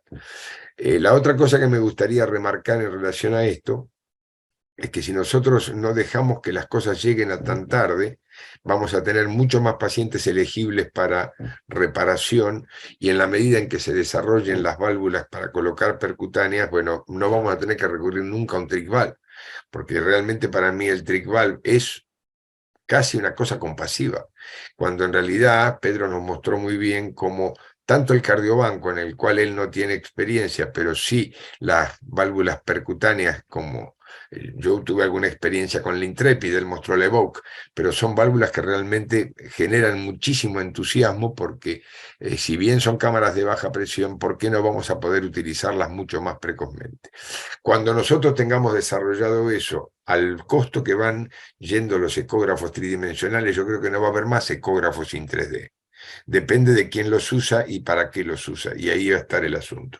Mientras no los tengas, bueno, alta sospecha. Vos sabés también como yo que si vos ves una insuficiencia tricuspidia donde el jet de regurgitación aparece a 3-4 milímetros del plano de la válvula con un marcapaso, es que trabaste la septal. Sabés perfectamente que si el catéter del marcapaso está en la mitad del orificio, está pegado a la válvula, la perforó. Sabés perfectamente que si una insuficiencia tricuspidia aparece después de un marcapaso, sea cual sea el mecanismo, es por culpa del marcapaso. Bueno, y así podría poner muchos ejemplos en los cuales vas a diagnosticarlo con el 2D y a lo mejor vas a necesitar el 3D solo para afinar el diagnóstico y no para hacer el diagnóstico. No sé si respondí tu pregunta. Perfecto, sí, está clarísimo. Muchas gracias. Sí, mira, respecto a la pregunta del marcapaso, yo diría que el marcapaso se está convirtiendo dentro de los top 3 enemigos de la válvula tricúspide. Yo diría el primero es el referido tardío, el segundo es tal vez una anatomía no favorable, y el tercero, que es muy común y que está relacionado con lo segundo, el marcapaso. La cantidad de pacientes que son excluidos de los estudios por el marcapaso y por muchas razones. Muchas veces yo no coloco marcapasos transitorios, pero el marcapaso permanente, yo sé que mis colegas electrofisiólogos, a veces los cardiólogos, lo ponen y piensan en el futuro a corto plazo. Ya, el paciente no está bloqueado, se salvó y puede vivir. Y creo que hasta hace años, como no habían terapias tricuspidas, transcateteristas, la cirugía no era un problema, pero hoy en día es un factor relevante, porque te puede excluir de alguna terapia. Y como mencionaba el doctor Ronderos, cuando están haciendo el tethering del velo septal, eso ya, por ejemplo, la válvula Evoque no te la podríamos implantar porque no vas a poder posicionar esos postes por debajo, no vamos a poder hacer tampoco un clipping del velo septal, porque ya muchas veces es muy pequeño, no te da para hacer el clipping, y va a seguir con el leak por donde se está sucediendo, donde está ese velo presionado. Y ahí pueden salir otras válvulas. Ahora, bueno, hoy en día hemos hecho algunas con marcapaso, pero son, de nuevo, analizados por CT, donde pasa por la comisura, etcétera, etcétera. Y creo que tal vez un mensaje a nuestros amigos electrofisiólogos, donde hoy en día tal vez hacer un pequeño eco transtorácico rápido para asegurarse que no se está como comprimiendo o apretando alguno de los velos, porque puede tener repercusiones en el futuro. no sé si con ICE, con transesofágico, pero algo que ahora mi colega de imágenes Didi Wang vamos a publicar un paper con todas las variaciones que hemos visto de marcapaso y insuficiencia tricúspide. Bueno, esa, Pedro, es la tesis de Diego. Esa es la tesis de Diego, que espero que la publique pronto porque ya está en sus manos mandarla a consideración de alguna revista, porque es muy importante lo que vos decís. Acá en el chat alguien comenta que los marcapasos sin cable pueden ser la solución, sin duda que es un paso enorme para esto, pero también creo que no hay que tener miedo a sacarlo a los marcapasos. Uno de mis focos de trabajo es la endocarditis, y en las endocarditis derechas por dispositivos, yo he aprendido, esto lo estamos por publicar muy pronto, que hay casi un 25% de pacientes a los cuales le sacamos el marcapaso por endocarditis y no se lo volvemos a poner. Y eso no es menor, y estoy hablando de 1 de cada 4. Es muchísimo. ¿Por qué? Bueno, porque indicamos mal los marcapasos, puede ser, porque las situaciones son variables, puede ser, porque los marcapasos se pueden colocar mejor, como bien dijiste vos, Pedro, hace un tiempo en un congreso americano a mí me preguntaron si yo no consideraba que había que monitorizar la colocación de marcapasos con transesofágico igual que monitorizábamos un clip. Y le digo, sí, bueno, pero ¿quién lo paga? ¿Quién va a ir a quejar? Y lo interesante es que los electrofisiólogos tienen ICE y no lo usan para mirar dónde ponen el cable. Yo me he peleado con los electrofisiólogos de mi instituto, no una vez, 100, y dicen que no lo pueden ver, y si no lo pueden ver, ¿para qué lo usan? ¿No? Entonces, es interesante. Yo creo que hay un montón de cosas que la tricúspide nos está haciendo rever, y lo que vos acabás de decir de la Evoque, por ejemplo, o de que te aplasten la septal y que no te permita poner un clip, es muy grueso, es muy potente ese concepto. Y a mí me encantaría que en la publicación que ustedes hagan una consideración potente sobre eso. Porque la de Diego está apuntada a otra cosa, que es la utilidad del 3D y ver cómo tenemos que hacer para usarlo para hacer diagnóstico etiológico, pero me imagino que en tu cohorte, en tu trabajo, poner en la discusión ese punto puede llegar a ser de una riqueza increíble, Pedro. No sé qué pensás vos, pero... No, estoy de acuerdo, lo vamos a recomendar. Créanme, es una batalla del día a día en las reuniones de tricúspide mitral cuando discutimos los casos, pero bueno, que obviamente estas tecnologías uno va aprendiendo y muchas cosas, esto que no salga del registro, pero hemos hecho un par de casos de reemplazo donde tienen estas ¿cómo se llaman? Estos remanentes en la aurícula derecha. La red de Chiari. La red de Chiari, estos station valves también, que son muy rígidas, casi que haciendo una compartimentalización de la aurícula derecha. Entonces estos pacientes tenían insuficiencia tricúspide severa, les reemplazaste la válvula y dejó de haber flujo en la aurícula derecha y empezamos a ver un smoke brutal en la aurícula derecha, en el compartimento hacia la vena cava inferior, que casi Claro. dejando a estos pacientes con una anticoagulación más agresiva que lo habitual. Y a lo que voy, uno va aprendiendo con esto, no culpa a los electrofisiólogos que anteriormente ni pensábamos en esto y era diurético y un poco y preparar la paracentesis. Hoy en día creo que hay que hacer, sobre todo, un trabajo del clínico, que él es el gran el comandante del equipo al final del día, el que anda guiando las decisiones o coordinando con los distintos subespecialistas del manejo.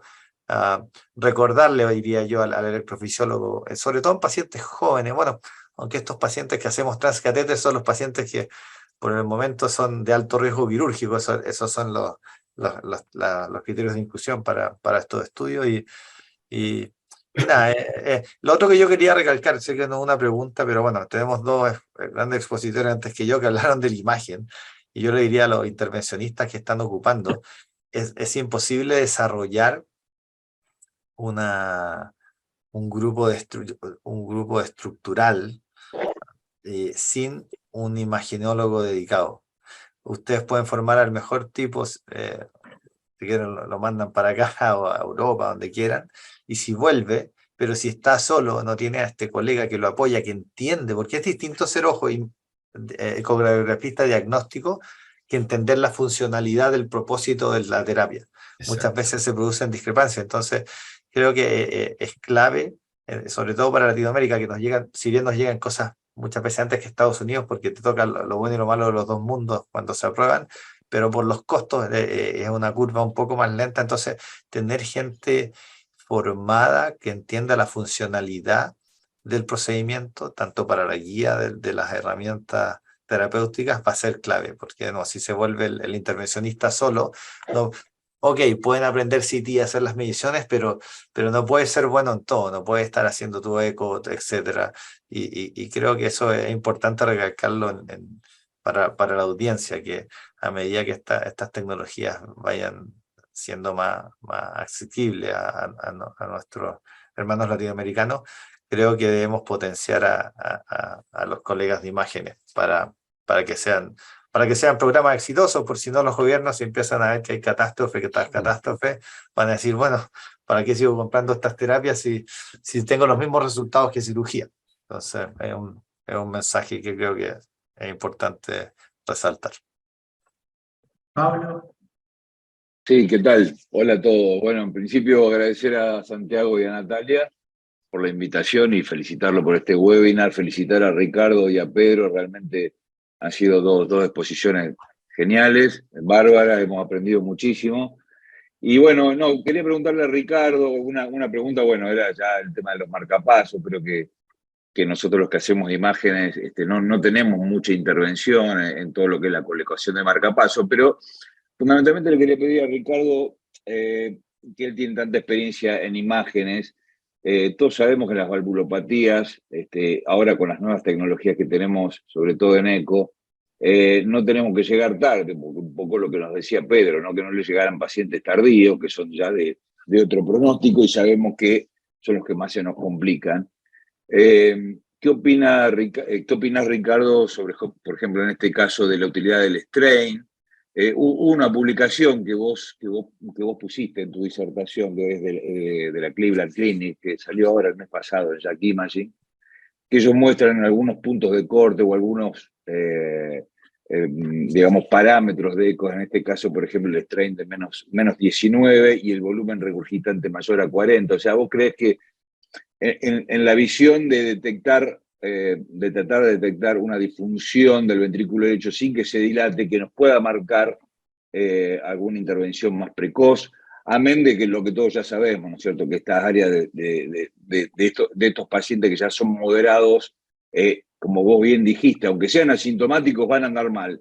Pero ¿vos qué crees que nos pueda aportar la tecnología en imágenes en este tema? Mirá, Pablo, sin duda que el strain de la pared libre del ventrículo derecho ahora con los mecanismos, con los métodos automáticos ha mejorado mucho, es más reproducible. No es verdad, vos sabés lo que yo pienso del strain 2D, el strain 2D no es verdad, porque es una aproximación a la verdad, pero es útil. Y como es repetible y los métodos automáticos hacen que el error sistemático sea siempre el mismo, uno empieza a tener ya cierta confianza en utilizarlo como un elemento fuerte de predicción. Yo creo que si tenés 3D, el 3D es la herramienta. Ahora, si no tenés 3D, si no tenés el 3D, creo que lo que tenés que usar es el strain. Por otro lado, me da la impresión de que hay que ir pensando cada vez más fuerte en el hecho de intervenir a la tricúspide cuando ya está por anatomía y por cuantificación de los parámetros que se hablaron hoy, cercano al momento en el cual va a empezar el problema antes de que empiece. Probablemente el strain del ventrículo derecho, cuando la causa de la dilatación es la aurícula derecha, todavía sea normal, y eso no significa que no haya que intervenir. No sé si me explico. Totalmente. Hay dos cosas que son predictoras muy potentes de la progresión rápida y con muchísimo mal pronóstico de la insuficiencia tricuspidea moderado severa, que es la fibrilación auricular persistente con dilatación de las dos aurículas y la hipertensión pulmonar. Entonces, si vos tenés hipertensión pulmonar, estás en un problema, porque si es irreversible, claro, como ya mostró Pedro, ese es un paciente que no vas a poder solucionar. Pero si tenés fibrilación auricular, tenés que empezar a atajarte mucho antes que te pateen el penal, porque si no, el día que te llegue el momento va a ser tarde. Entonces, ¿te ayuda el strain? Sí, te ayuda, pero si yo tengo un strain normal, con un ventrículo derecho que está dilatado, aunque la fracción de eyección sea conservada, y tengo una aurícula muy dilatada, con 40 milímetros, 38 milímetros, y persistente la fibrilación auricular, bueno, yo si lo tengo a Pedro, lo llamo. Ahora, antes que se nos vaya Pedro, y va dirigido justamente a lo que estás diciendo vos, Ricardo, y lo que está haciendo ahora Pedro en su centro.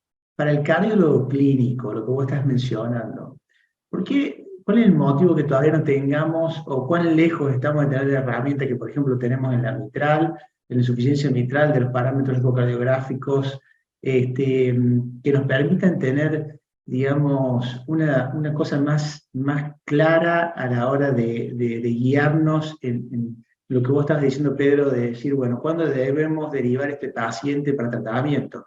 Porque lo que nos dicen las guías hasta ahora, y basado en la evidencia que tenemos, es bastante pobre, digamos, llegamos a esa, y lo han mencionado todos ustedes, en relación estamos llegando al paciente sintomático, dilatado, es decir, que no tenemos, y vos me da la impresión de que estamos todavía como empezando el camino hacia probablemente lo que pasó con el desarrollo del TAVI, de pacientes muy severos, a quizás lleguemos a pacientes que lleguemos a un momento de que realmente estemos con un paciente adecuado para el tratamiento, ¿no?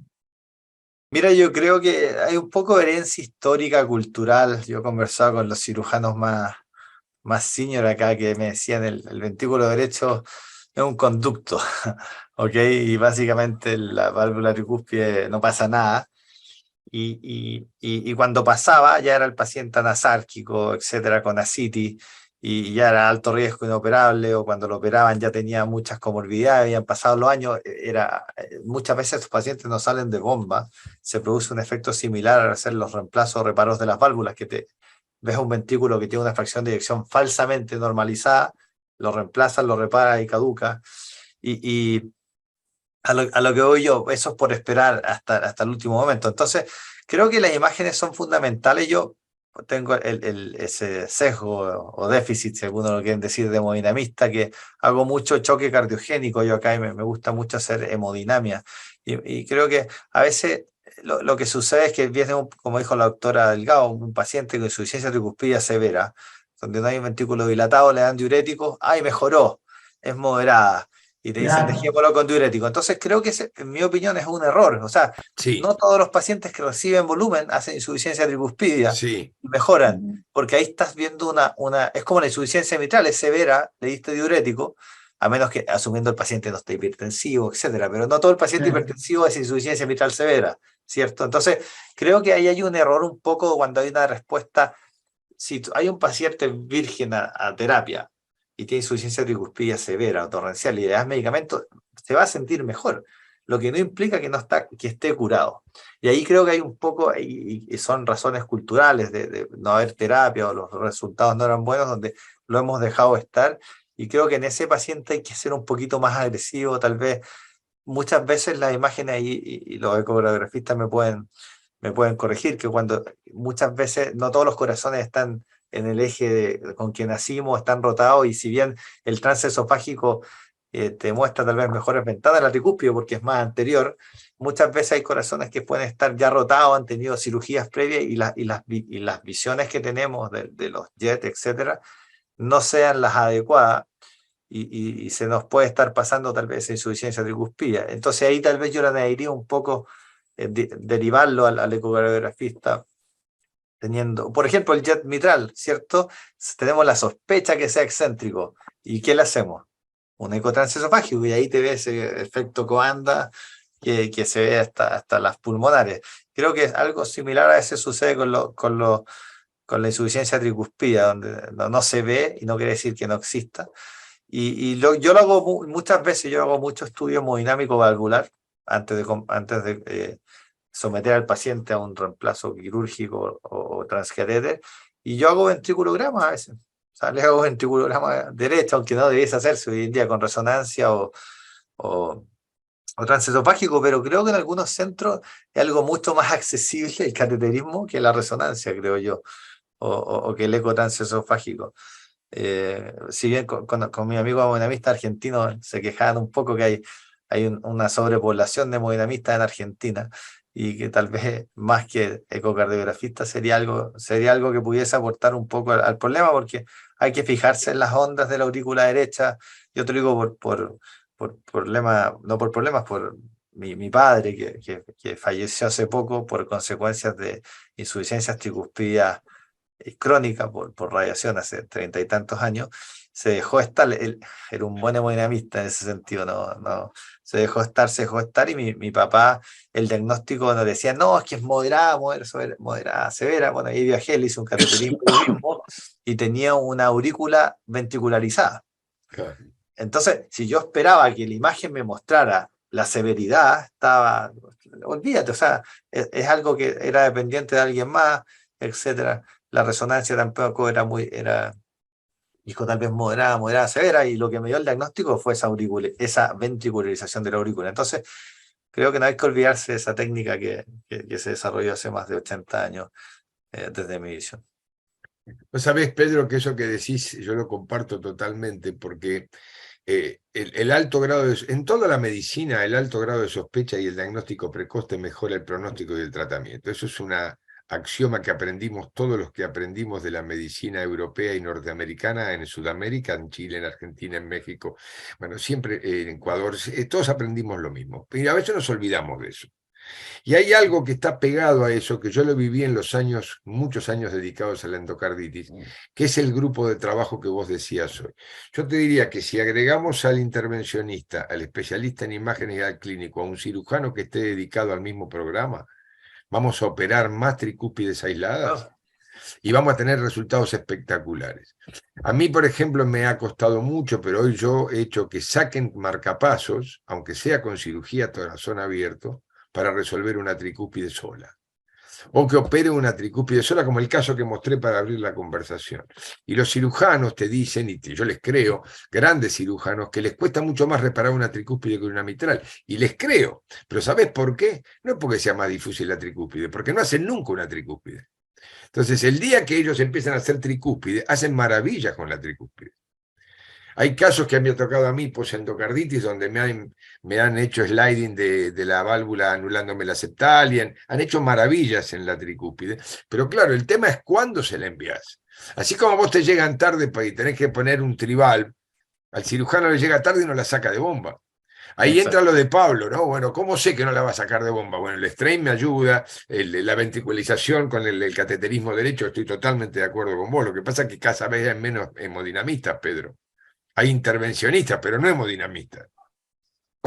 Entonces, ese tema, ese conjunto que es el HEART-TEAM de válvula, HEART-TEAM estructural, HEART-TEAM de endocarditis, esa es la clave. Y vos dijiste algo que es muy importante, no es lo mismo para un especialista en imágenes cardiovasculares asistir intervencionismo que hacer diagnóstico. Es totalmente diferente. ¿Y sabés cómo aprende? No aprende simplemente yendo a un lugar que hagan mucho, aprenden interactuando con el intervencionista, como aprendimos interactuando con el cirujano.